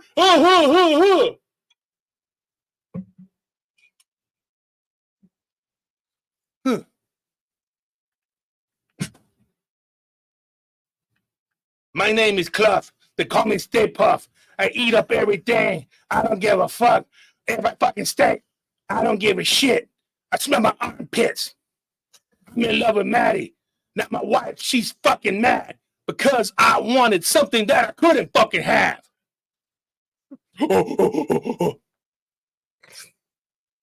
My name is Phil. I've been behind the scenes doing a lot of bullshit. That's what I mean. Well, golly, God bless you all. I'm Roger. I told a big old fucking lie. Well, I gotta, you know what? Go hamburgers. I gotta stay. Come on now. I gotta stay. I gotta be important now. Come on. I gotta be around. I gotta do something. I'm gonna say something about Barton and say something about Wolf. I'm gonna say something about somebody. Somebody, come on. Pay attention to me. Pay attention to me. Pay attention to me. Come on now. Holla at me. Holla at me.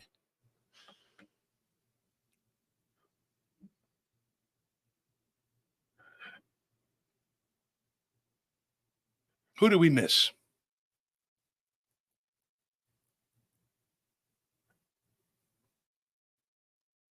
Did we miss somebody? We did. What about Oyster Mouth? Old Touchy. Oh, yeah. That's Old Touchy. Ain't nobody want to be associated with me now, even though they were. likes to put his hands places that I'm Old Touchy. Oyster Mouth. Let me do my rendition of him. He's the man that started it all.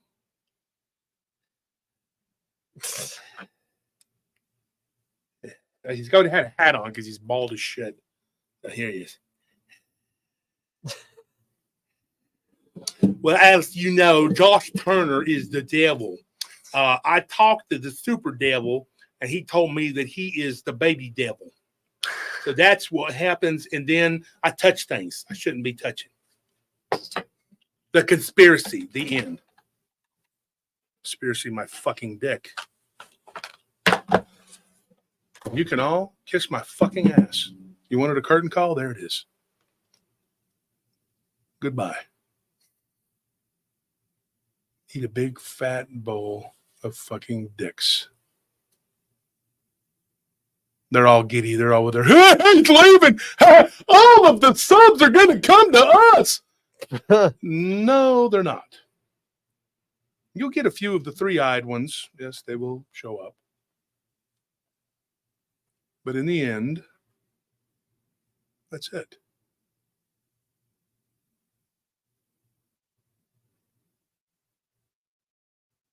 So you got to find your entertainment elsewhere. Because I'm done. I've had it. I'm not going to let this destroy my marriage. I'm not going to let it destroy my career. I'm not going to let it destroy my relationships and my friendships. I've made a lot of good friends in this community, and I'm going to be focusing on doing other things. at least for the time being. I don't know when we will come back or if we will come back. But for now, we have a lot of things to do. We got to pack and move. Because these people wouldn't fuck off and leave us alone. And Crack Mom, shame on you. Yeah, we know you're still here because you got caught lurking at the beginning of the show. You're still here, aren't you? Crackhead. I mean, all of y'all are.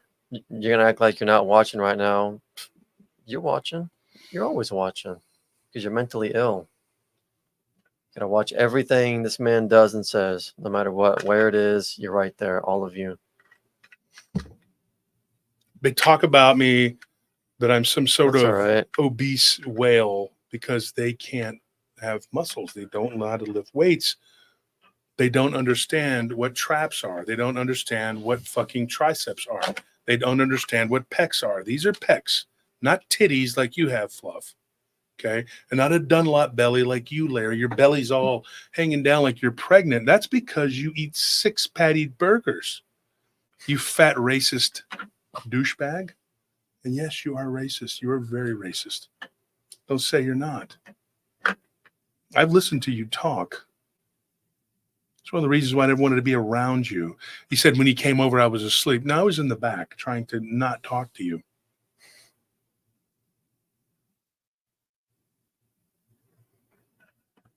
And don't forget Audra Brady, who was afraid to show her face until I stood up to the people that you were scared of. Well, no, it wasn't you. It was Fat Boy Cluff. Oh, Cluff did did it all. work. Cluff is the one that did it all. He did all the work.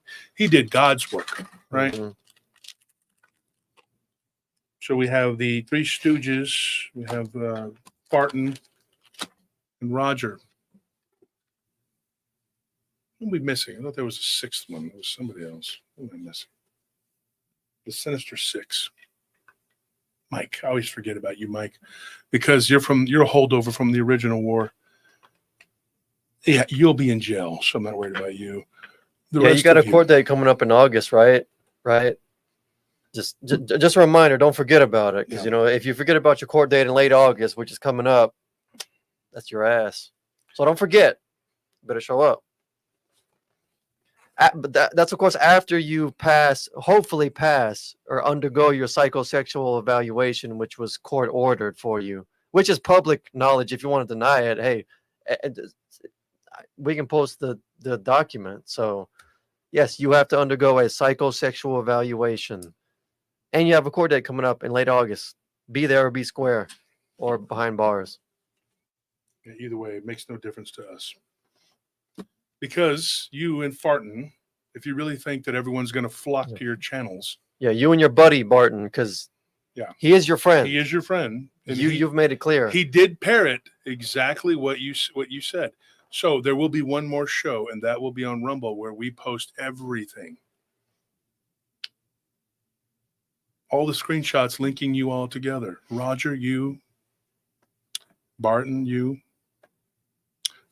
Phil, you have things you want to say about me, but you can't because, well, it's illegal where you're at. That's right. I know. You can go fuck your Fraulein self. You were all up in this shit. I know you were. And I'm going to find a way to get to you legally over there in Germany. You're not safe. You rotten little bastard. You shit stirrer. Since I've known you, you've been embroiled in conflict after conflict. And Clough, you did the same thing to me. That's why I ended up in the fight with fucking Brent. Because of you. You fat little bastard. You hairy little hamster. You back shaver. You need to shave your back. And Laura, don't let her hear this. Laura, he talked about Maddie incessantly. Oh, you were in love. That's why this all happened. But Anthony, sadly, well, I guess he got in the way. If I was Laura, I'd run the other way.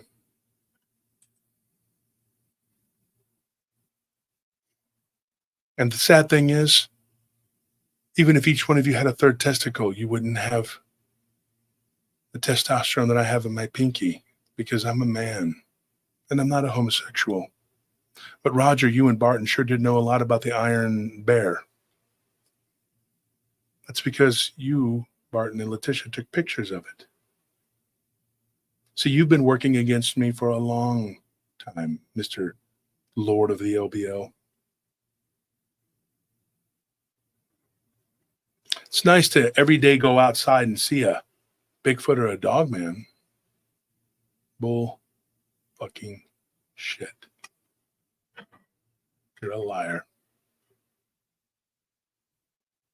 If you see me, folks, it may be sporadic. I'll be doing some things on my podcast. But for now, for YouTube, sayonara. I've had it. I'm not going to let these people take anything else from me.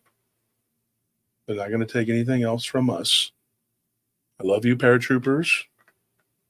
We'll be on Rumble, maybe. And we'll probably do some work on the podcast. But at least for this coming week, nothing. Zero, zilch. Because I got to focus on legal things now. Because if I'm going to pay $10,000 to go after these people, it's going to be worth the money.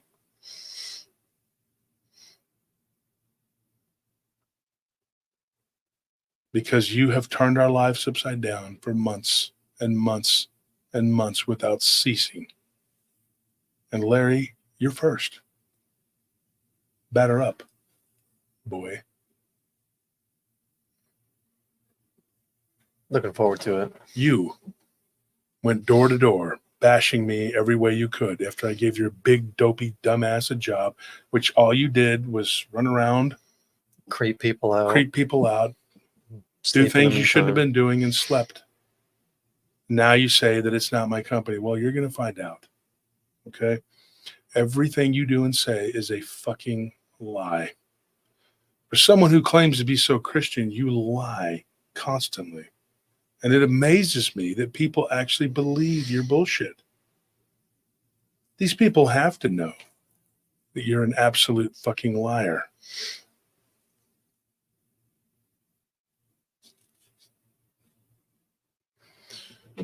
Anyways, that's it, guys.